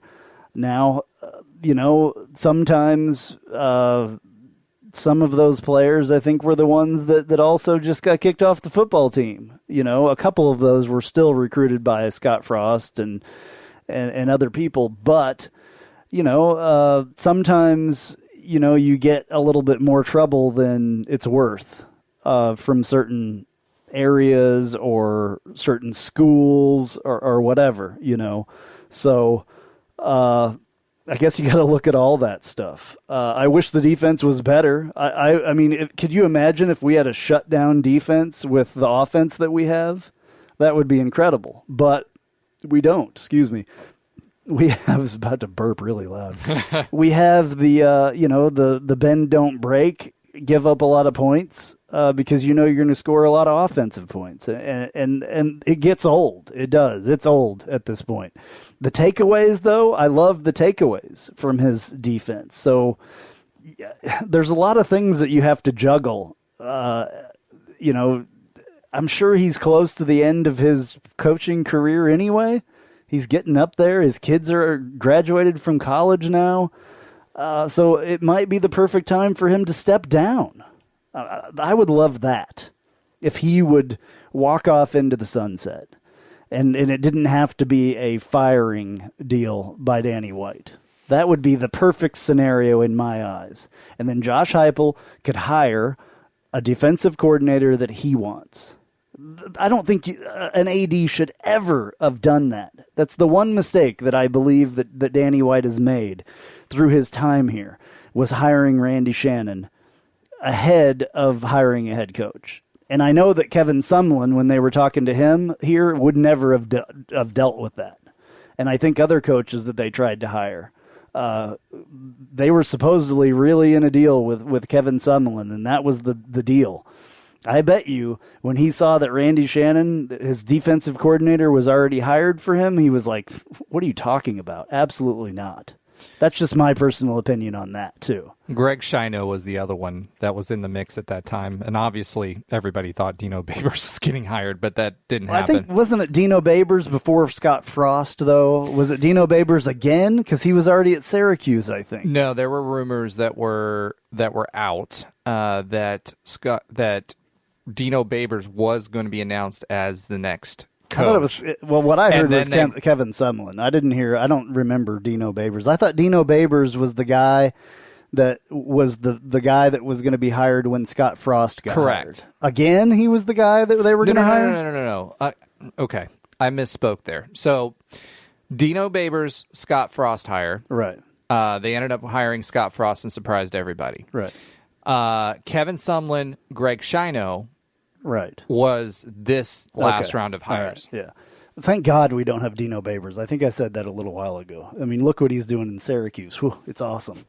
I mean, 7 seconds left on the clock. Fourth down and the 20, and you spike the ball. If you want to look at what's going on in Nebraska, too, it's not great at all. So our players were awesome in 2017. I will tell you that. Our players were awesome in 2017. Well, let's take a step back here, and with the Randy Shannon question. So I'm saying if he retired, it would be perfect, the perfect scenario. That's what I'm saying. I don't want Danny White to go fire him. I don't want any of that. I would just rather Randy Shannon realizes that it's time to hang it up maybe, or maybe sticks around as a special recruiting guy. Assistant. I mean, we'll give him an extra job like supposedly O'Leary had or whatever, which I've never seen him around the program since. But that would be the perfect scenario for me. I just don't know if a firing thing. I mean, you wonder about the buyout that he has. He has to have some kind of a buyout. He'd be an idiot if he didn't have any buyout in his contract. So, I mean, what kind of money do we have to put up to fire him? If we're paying him $1 million, is it half? Is it? I mean, who knows? I mean, he's done really well with his contracts. He's been being paid by Florida for I don't know how many years. Probably getting paid by Miami still too. So Florida, I think it was 3 years. But looking at it from objectively. So I'm pulling myself out as a non-UCF fan at this moment in time, right? So there's the contract situation that's going on, right? So his contract, and now we're having to pay the full brunt of that contract, whereas before that was being subvented by the Florida Gators. The opt-outs, right? So something to consider for this year is how many people we had kicked off the team in opt-outs, and this style of defense. That's been your excuse for everything, by the way. No. It's not an excuse. You've mentioned it every time that we've talked about something being bad. I'm just saying. Well, realistically speaking, I'm sure someone is pointing that out, though. You're talking about 18% of your roster. I know, but I just think that we should stop using that as an excuse from now on. You're playing freshmen. I understand. But the whole opt-out thing and the whole players being kicked off the team. I think You don't think that goes into the calculus of a it firing does. decision? No, I mean I don't. It shouldn't, because that's not in the coach's control. Okay, I get what you're saying, but I'm saying that's in the calculus of the decision. If I'm Danny White or somebody else, I'm looking at the contract. I'm looking at what happened this year with the roster that was available, right? So you're making the case for him not to be fired? I'm not making any case. This is what I'm saying right now is what I'd be considering, right? All right. So I'd be considering that. I'm not arguing. I'm just, we're having a conversation. Yeah, I'm considering that. People are going to be like, Andrew was ragging on. No. And then, a young defense that's going to be bringing in Jaden Francois next year. People have seemed to forgot about him. He's that transfer, that 4-star transfer that's coming in from Nebraska of all places. We've got, some existing kids that are coming up in those cornerback slots that are playing. And the thing about it is his style of defense requires that you have some good, rangy, lengthy corners that can stick to their guys, and you have a safety that can be what Richie Grant is, right? Because his offense or his defense is predicated on loading the box and blitzing from multiple angles, which means you have to get and disrupt the quarterback or the running back as often as you can and keep them within the lane. If you have guys that can't do that, then things break down in space. So again, if you understand that football side of it, that's a consideration. Now, the fourth thing that I want to cover on that consideration is UCF is facing an $11 million shortfall this year. That's a lot of money. And Danny's come out and said, okay, this is how we're addressing it, yada, yada, yada, whatever, right? Mm-hmm. At the end of the day, that has to be, with as much as Randy's getting paid, has to be a consideration when you're making a business decision on this hiring. So the question at the end of the day is, one, has he done enough with the pieces and resources he's been given, and has he recruited well enough to justify paying him what we're paying him? In short, I don't think he has performed well enough to keep going. I do think that we would have to change. Now, the problem with that is, here's the issue. Everybody that you've recruited has been for that style of defense, right? So if you bring in another... this is the thing every time you fire a coach. Yeah, exactly. So everybody you've recruited has is for a different style of defense, and to your point, Andrew, it's probably going to cost us some money to do that if we were going to separate and part ways from Randy Shannon. And lastly, does that do any damage to us in recruiting South Florida?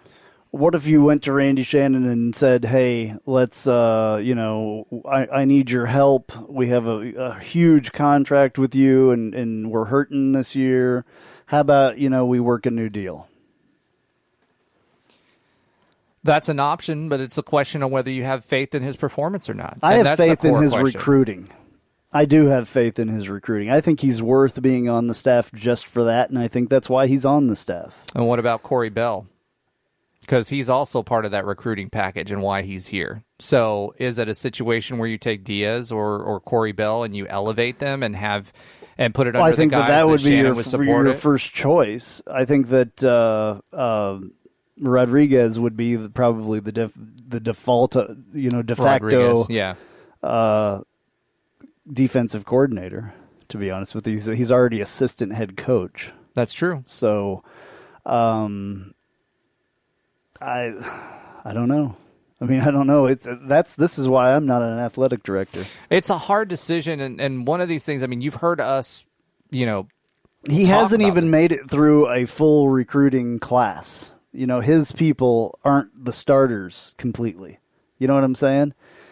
So he doesn't have all the personnel that he wants in there, all the personnel that he recruited to be on his defense. And maybe that makes his scheme... Some of the impact players he has recruited are no longer on the team. Well, I know that. That happens with everybody, though, as well. 4 at once? Not very often. Well, no, but I mean, is he responsible for everything that happened with that? I don't think so. The guy that the whole thing started with was a Scott Frost recruit. You have to remember That's true. The entire thing started with the Scott Frost recruit. So, and there's been a couple issues over the years with Scott Frost recruits. Not all of them make it to the headlines, folks. Yeah. Same way with George O'Leary's folks Well, as well. of course, obviously. But the one kid that was thrown off the team a couple of years ago for supposedly raping someone in the with other players around. Yep. That was a Scott Frost recruit. That wasn't a Randy Shannon recruit. So, Listen, I'm not making... Antoine Collier, which I love the way that guy plays football. He was not a Randy Shannon recruit. He was a Scott Frost recruit.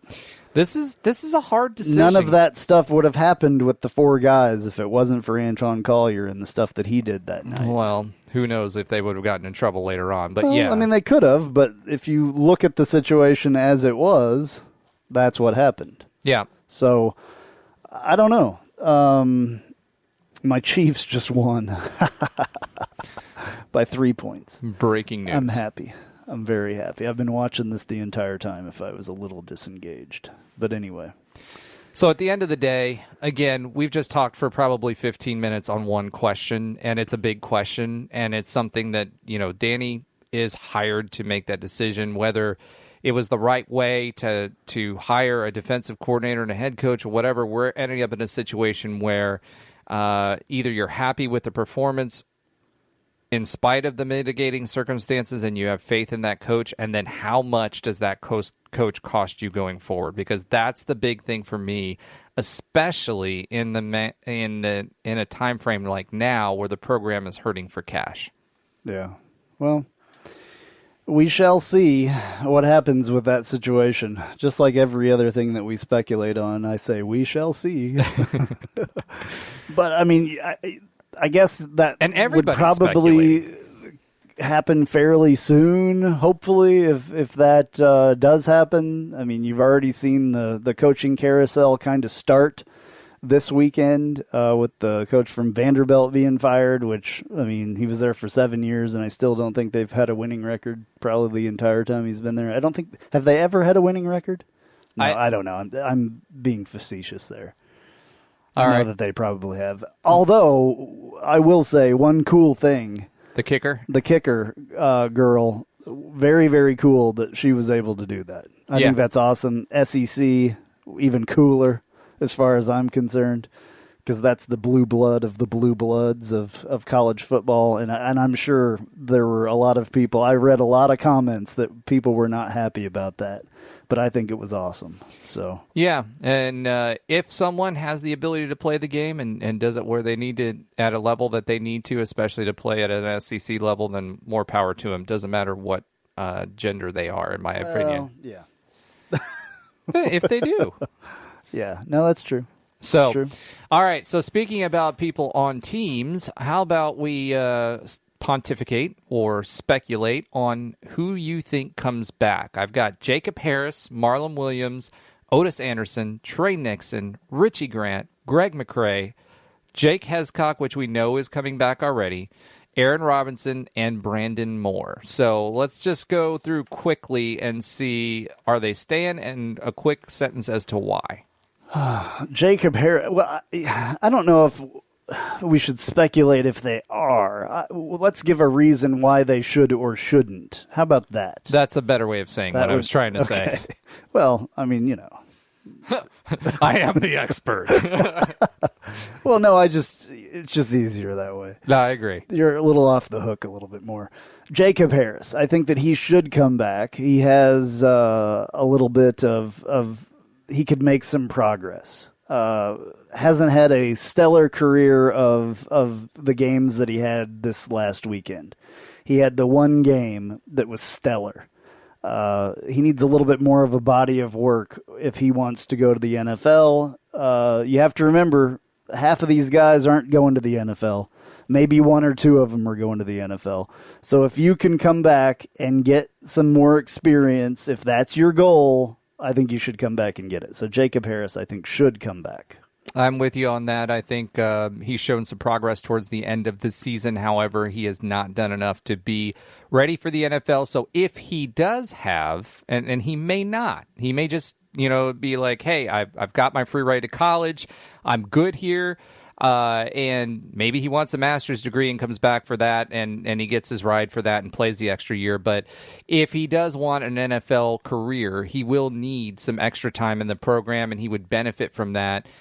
Because here's the other thing, folks. Remember, an undrafted free agent's value versus someone who's drafted, that may be the difference between you making a team or not. It's just not if you're better than the other person, but how much they've invested in you and what that contract says for you. So I agree either way. If Jacob Harris wants to play football next year, I think he should come back. Jacob Harris could be a legit second wide receiver if he was to come back next year, or maybe even first.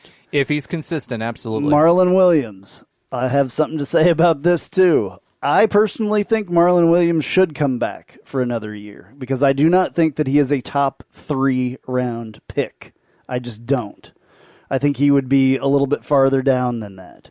If he came back for another year, the only thing that you consider with these guys is maybe you get hurt or something, and that, takes your NFL career away. Get an insurance policy, bring Marlon Williams back, and he can have another stellar year. So he has 2 stellar years. Gabe Davis was a 4th rounder. But he played from his freshman year all the way through to his junior. So he had 3 stellar years as a receiver. I'm not disagreeing with you there. What I'm saying is if you're saying, okay, if he's not a top 3, draft pick, which I totally understand, and I'm in agreement with you on that.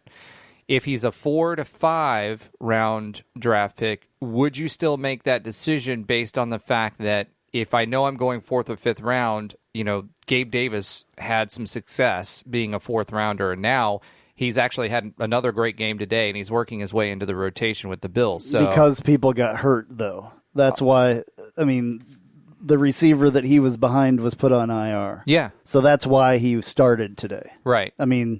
You have to...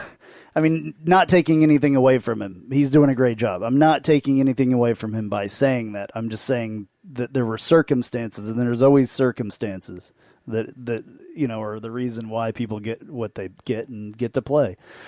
You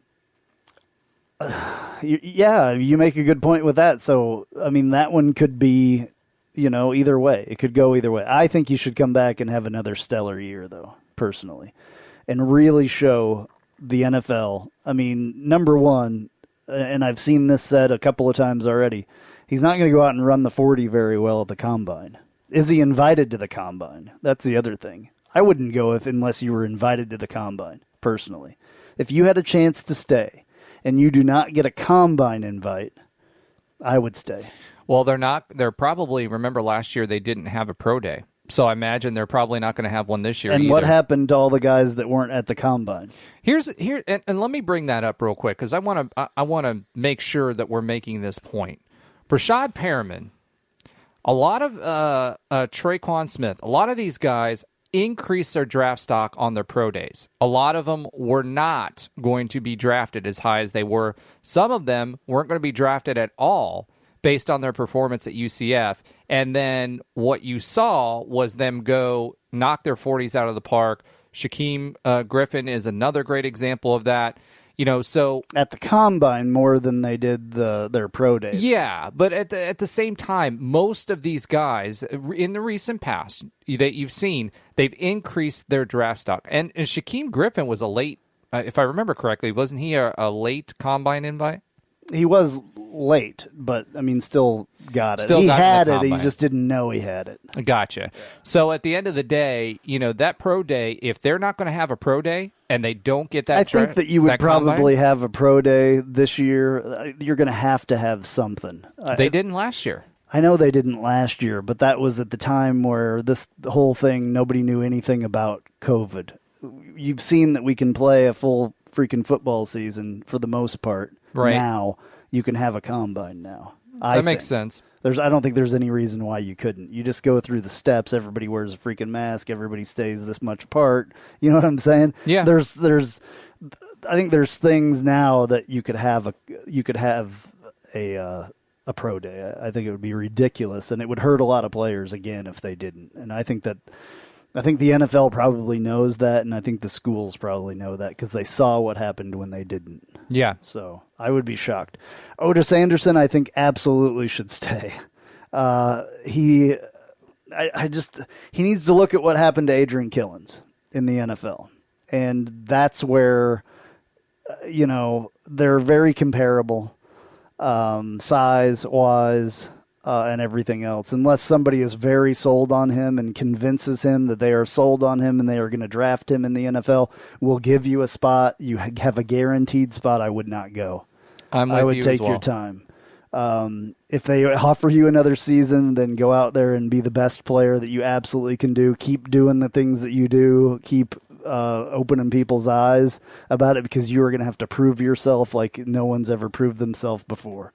Personally, love the kid, but like the cards are stacked against him as far as size goes.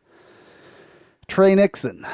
Oh, go ahead. You have your Otis thing. No. I'm on board with everything you said about Otis. Okay. Actually, I have no. I think he should 100%. What did you say about Marlon? You think that he should go? I think he should go. Okay. I think it's with 1,000-yard season, all the attention that he's gotten. We've got some ABC, ESPN games. There were a lot of scouts that were at a couple of. We'll see what they tell him. Games. I mean, I would. Well, I mean, the draft grade, obviously, their draft grade that they're going to give him is going to be a big indicator for that. But more than likely, I would say for Marlon to go at this point, because he's really had a fantastic season. Yeah. Trey Nixon, I don't know if he's an NFL quality guy or not, to be honest with you. I think really he needs another year. Yeah, I think he should come back if he can. He lost a year. He lost this year, too, so it's he not lost, like... the entire year. He probably could have been that guy, and maybe Marlon Williams wouldn't have got the opportunities that he got as well if Trey Nixon would have been there. Trey Nixon may have been Marlon Williams this year. Remember, he was on fire the first couple games there. Yeah. Richie Grant, this is a weird one. I think Richie Grant could probably make it in the league pretty well. He's maybe a little bit undersized. I think that I feel like he is beat up at this point. I don't know. I think he probably should go if he has the opportunity, but he needs to really look closely with what people are telling him and what his opportunities would be if this is the year for him to go or not. I don't know. I mean, it would be great to have all these guys back. What do you think about Richie Grant? Here's the thing that I've seen is I do start to follow, when it comes to draft time, I do start to follow some of these pundits and just to see what kind of noise we're getting out there, because that's usually a good indicator of how much noise a particular athlete has amongst the NFL as well. It's not just about, okay, what do I care what this person says about him? But, if Mel Kiper and all these other guys are all talking about him, then there's going to be some buzz around there, and that obviously equates to a higher draft stock. Is anybody talking about him? Richie Grant, absolutely. Really? Yes. Good. Yeah, and I think it was Kiper that said this the other day, and I may be wrong on that, but I think it was Kiper that said third or fourth rounder. There's a lot of noise around him. Good. So I actually feel like he's probably going to be a go for this year. He needs to get healthy, though, because he's taking a beating back there. I know that. So he needs to get healthy either way. I know what kind of beating that those defensive backs get, and I know that he has, because he's played really, really hard for the last couple of years. He's the guy that we bring in on blitzes. When you see him coming in and out of the defensive backfield, it's him. Yeah. Consistently. Greg McCrae, I also really think that he needs to stick around. I think that he has had a couple seasons with nagging injuries and stuff, and he had that 1,000 yard year and probably would have had one this year. I think that he could make big splashes. Running backs, man, are really interesting in the NFL these days. They're a dime a dozen. They used to be a high desirability pick, but they're not anymore. And they're averaging, I think it's 2.5 years in the league if they do get drafted. So, when you look at McCray, I agree with you. He lost basically a big part of last season as well. And he could have had, if we would have had a full 12 games, we would have had another 1,000-yard rusher on our hands. I feel like he needs to show that more consistently because he had that gap year. Yeah. We know Jake Hescock is coming back. Aaron Robinson, I don't know. He's undersized as well as a corner, but there's some small corners that do fairly well out there. I don't know about him, to be honest with you. He's been playing like the nickel more than anything else, or the dime, corner. So he's not been playing. If he was playing like, one of the actual corner spots, I don't know. I think he probably needs another year if he can get it as well. Brandon Moore, what do you think about Aaron Robinson first before I move on to Brandon Moore? He has been getting a little bit of noise as well, more as a nickel role player because there's not that many people that are out there that are just nickel role players. So his opportunities with different NFL teams would be limited because he has a limited scope in what he specializes in. But at the same time, those defenses that use a nickel, he's a really good one. If they're looking for that, I guess. Yes. Yeah. So, I mean, all draft these guys need to look at their draft grade. Brandon Moore, he's, really lost 2 years of his, and he'll be granted, he would probably be granted another year anyway, if not 2. Yeah, he could save his medical red shirt. He was involved in that deal as well, and they did not kick him off the team. I believe it was because he was injured, and they've got a lot invested in him at this point with money for the health things. And I think that's one of the reasons, and because he's hurt and still going through rehab, that they didn't probably let him go as well, because he could have been gone easily from that situation. But he is a guy that probably needs the NFL even more than a lot of these other guys do to get out of his family situation that he's in. I don't know if you guys know his story or not, but it's not a good story with his family. So I would like it if he stuck around, and I think he probably will. It'd be dumb not to for him, I think. He needs to get healthy and have a good college football season that he's healthy. If he can. You never know. I mean, he also had his knee dislocated, and tore a bunch of stuff up. Didn't have obviously the issues that McKenzie did, but he definitely, I think, should stay. And I think if he given the opportunity, I think he will. I agree for sure. All right. How about your hot take? Your 5-alarm hot take of the week. This is an interesting one. Okay, so I don't know. So I don't know if I want you to say this. I don't want to say it, but I think it's true. So my reading of the tea leaves for my 5-alarm hot take, I'm actually going to have my own this week. I don't think KZ plays for UCF next season, and I believe he plays somewhere else. Okay. So a few things to kind of look at when it comes to that is, one, obviously there's Dylan Gabriel in front of him, right? And I'm sure he doesn't want to step on his toes when it comes to that. I'm not sure that Josh Heupel would want him to come back into the mix, given we've got 2 years invested in Dylan now in this system, etc. The statement that he released during the game, it did not make me get the warm and fuzzies about him staying. He specifically avoided saying that. He's also, for those of you that do know, KZ kind of walked away from Twitter when he had a situation after the bowl game and all that where he was getting some negative things through Twitter and he decided to separate himself. He rejoined Twitter recently. He has 150 followers so far. Of those, none of them are UCF's coaching staff, although he does have Ole Miss's coaching staff on there as follows. So, well, he's around the UCF coaching staff all the time. Why would he need to have them on Twitter? I'm just telling you. Normally, every single one has at least one follow from the team. But at the end of the day, I'm not saying that's the reason why.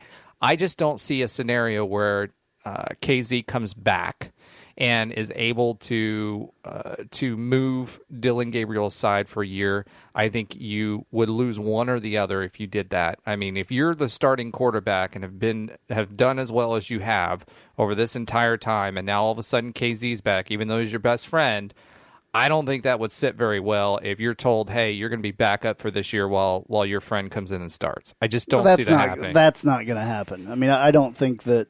And KZ has done all this work to play again. Everything you've heard from him is play again, play again, play again, play again. The language that I've seen coming out, from that statement and everything else, I don't see him coming back this year. And with some of the things that have been said and that have been out there, I think he goes somewhere else to play out his final season. I don't know this either way, so I can't really, comment on that. But I mean, I can probably get some more information on that, hopefully, but I don't know. I'm not even sure KZ's made a decision on that. No, I don't think he's done that. I mean, you'll see at the end of the season whether he's in the transfer portal or not. Yeah. I mean, that's going to tell the story. And I don't think we should hold it against him if he does.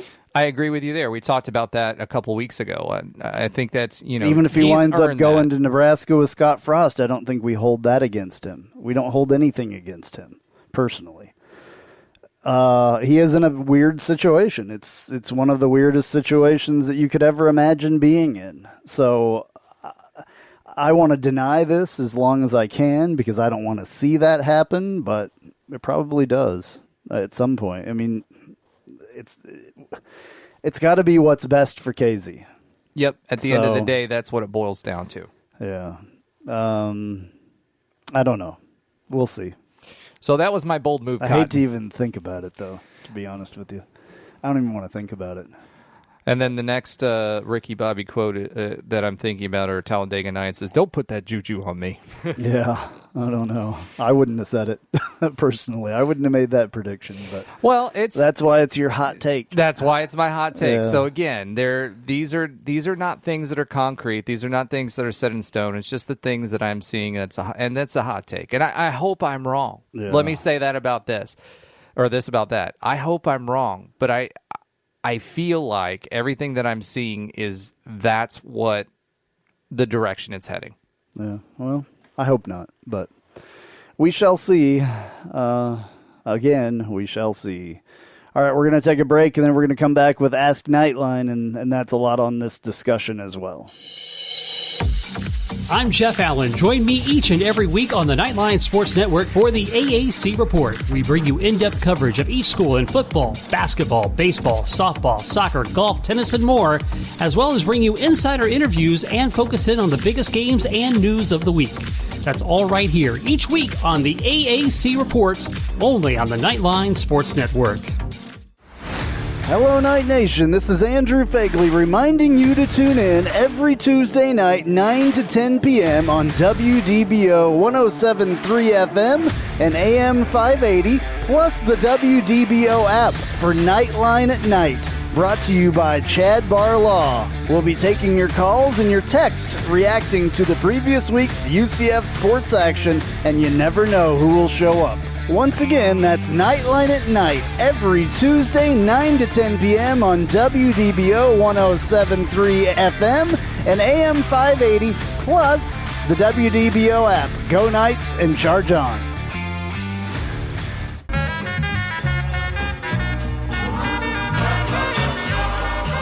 Welcome. This is a promo for the Take a Left at Albuquerque podcast, new to the Knightline Sports Network. You should listen to it. I say things like this. We need to stop blaming Jerry because we would do the exact same thing if we owned the Dallas freaking Cowboys. Do you know how much fun it is to own the Dallas Cowboys? My guests will say things sometimes like this. It's the Lord of the Flies thing that happens when they don't understand that things are wrong. Spoiler alert! Until Piggy dies.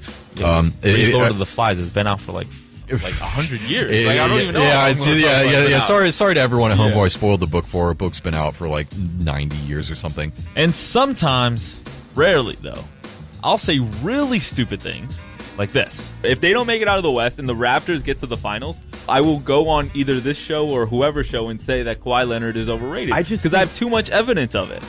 New episodes drop every Friday with me and some of my good friends right here on the Knightline Sports Network. Ask a Knightline is brought to you by Chad Barr Law. Chad is a UCF alumnus and diehard Knights fan. Chad Barr Law handles auto accident, slip and fall, and personal injury cases. Call Chad today at 407-599-9036 for a free consultation. That's 407-599-9036. Armor up and call Chad Barr Law today. All right, Ask Knightline. Time again. We're answering your questions you posted on our Facebook or Twitter at hashtag Ask Knightline. A couple questions this week in a statement. So the first one was, where was KZ? And KZ did not play, obviously. He put out this statement: haven't suited up all year, and I don't see the point of going out there today for sentimental reasons. For me, I don't want to go out there until I'm 100% and playing at a high level. So there's no rush for me to get back out there on the field. That's been the bias of me suiting up all year. Am I 100% right now? I am not. So that was that. And then Coach Heupel had this to say about it. With KZ, it really has been day by day, week by week, and KZ's in charge of that process. I think that's important. You know, he's as fierce of a competitor as I've ever been around, and very prideful. Wants to be back at 100%. And you know, for that reason, that's why, you know, he hasn't suited up yet, and that's been his call. We're going to continue to help him. You know, it's remarkable what his journey's been, and today was, you know, emotional day for me. I can't imagine the feelings that he had coming back into the stadium and on that field, all the work that he's had to put in, and great story of faith and the power of the human spirit. It's not a complete story yet. He's going to continue on that journey, and you know, when he's ready to play, he'll be out there at 100%. All right, and that question was from UCF MSU Clemson, who has become a regular. Thank you for your question. And at Lonely B UCF, where does KZ play next year? So that kind of went along with Roger's hot take. I was going to say here, but now Roger has kind of maybe convinced me that that's not going to happen. I'm not sure about that, though. So I hope it's here. I hope he is satisfied with a backup role to Dylan Gabriel, knowing that it's Dylan Gabriel's team at this point, and, you know, just gets out there and plays a little bit. Maybe they can split, you know, spell him for DG at some point or something. I don't know. The one caveat I have to all of this, and I want to caveat or caveat? Caveat. Caveat. You say tomato, I say tomato. That's right. I guess I like some grape. I don't know. But that was a bad joke. But at the end of the day, Lonely Bee, one of the caveats that I'd like to throw out there is that, you know, a lot of this is going to depend on how KZ feels about his health. He's said all along, if he's not 100%, he's not going to play, right? And that doesn't matter whether it's UCF, whether it's anywhere else in college football. If he is 100%, I do feel like he will play somewhere else. There's a few different options for him to play, and I'm sure there's a lot of people that would love to give him a try. He could play on any team that he wants to. Exactly. Probably. Now, if he's saying, hey, I'm 85% right now, but I'm not at 100%, and he's still at that level towards the middle of the spring or summer, then he may just stick around. But right now, if he's 100%, that's what I think is going to happen. All righty. Well, let's hope you're wrong. And then more of a statement here, Brian W. Peterson. Can we please incorporate some RPO and over-the-middle pass plays into our offense? it'll help defenses. It'll help keep defenses honest, and we've seen DG can run. Not every play can be a deep bomb or a run between the tackles, and I don't think every play is. The majority of them are, but Roger, I'll let you take that one. Yeah. So what you've heard me talk about it all season is I'd like to see Dylan run more. He had plenty of opportunities to play against when he played the Cows this week. He did have some designed run plays that have been sprinkled in throughout the year to kind of give those folks, the defenders, a little something to think about. But at the end of the day, I feel like Josh Heupel, and you heard us talk with Kyle about this a little bit, Josh would rather have him stay in the pocket. His arm has always been his big weapon. In high school, he was not an RPO quarterback.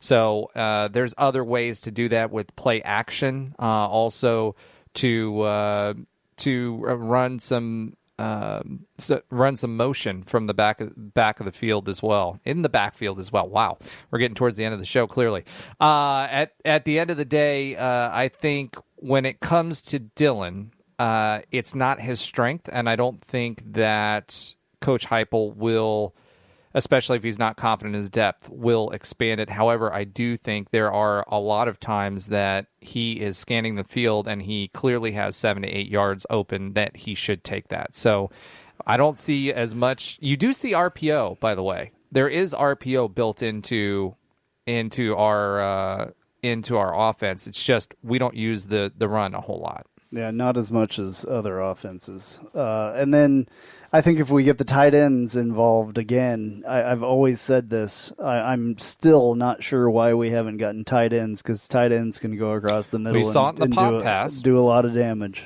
So. You saw the pop pass in the end zone. I mean, the other thing too, even that pass that went to Jacob Harris, he was actually coming to the middle of the field, starter stepped, and then went straight out. Yeah. So that was a middle of the field route as well. And then the big thing I want to see more of in the middle of the field is we slip that running back out into the middle to suck up a defender all the time. There are going to be times where you can just dump it off for 7 or 8 yards, and it's essentially a bubble screen or a screen for lack of a better term, and then let those guys get open in space and see what they can do at the second level. Because if you're passing it at 8 or 10 yards, they've already made it past the first line of scrimmage. Now they're into the defenders, and I have a lot of confidence in what they can do back there. True. All right. Well, thank you for your questions. This is a short one, but we do appreciate it.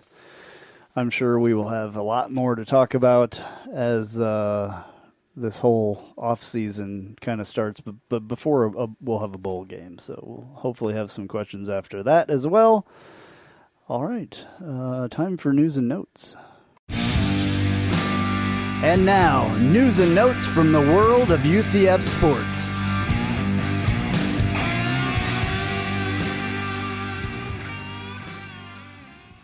The UCF women's basketball team shook off a slow start to post a 60-34 season-opening win over Virginia in Addition Financial Arena on Wednesday evening. UCF 1-0 trailed Virginia 0-1, 13-5 after the first quarter of action. The Knights went on to outscore the Cavaliers 55-21 over the next 3 periods en route to the victory. The black and gold poured in 28 points in the second frame alone. Defense has been a staple under UCF head coach Katie Abramson-Henderson, and Wednesday was no different. The Knights forced Virginia into 30 turnovers, converting those into 27 points. After the Cavaliers opened the game shooting 50% from the field, the black and gold defense clamped down and did not allow Virginia to convert more than 37% of its shots in the remaining 3 quarters. Diamond Battles finished with a career-high 17 points to lead UCF. The Winter Haven native shot 50% from the floor, dished a game-high 7 assists, and had 5 steals, making her UCF debut after being cleared for immediate eligibility by the NCAA. Alicia Lewis added 13 points and had 6 assists off the bench. Cortaya Sanders. I gotcha. I think I did okay with that. You did, yeah. Kataja, I think. I don't know. Okay. Kataja Sanders. Sorry about that, Kataja. Matched battles with 5 steals. He was waiting on this. He was looking and waiting for me No, to I get didn't here. even realize I put it in there. That's funny. I didn't write this. So. Well, and I watched the game, which is the sad part about this. Matched battles with 5 steals and pulled down 5 rebounds to go along with 9 points. Destiny Thomas grabbed 5 boards off the bench for the Knights. UCF returns to action on December 4th, traveling to LSU for the American Athletic Conference /SEC Challenge. The teams tip at 7 p.m. ET on the SEC Network Plus. That would be Eastern Time, ET. Yes. Yeah, okay. Not And extraterrestrial. the UCF men's basketball team was scheduled to open the delayed 2021 season on Saturday against Oklahoma, but COVID-19 issues on campus in Norman postponed that contest.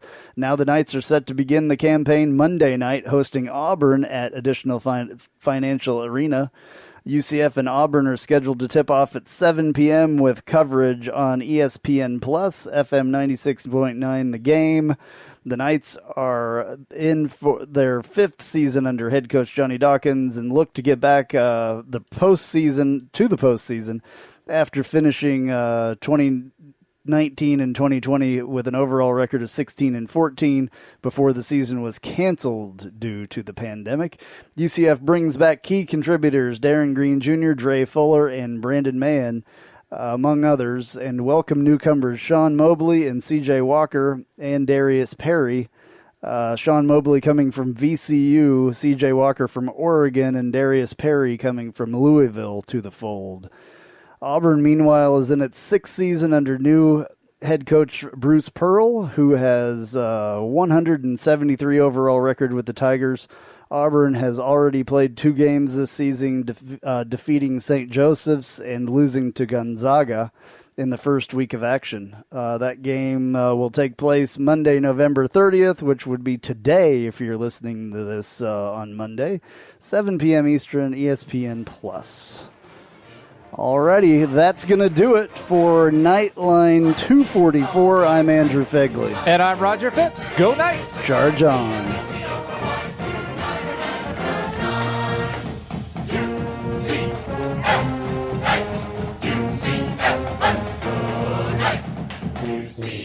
Charge on to the field.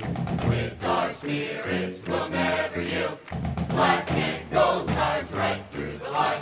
Victory is our cry. B-S-E-T-O-R-Y. Tonight our Knights will shine.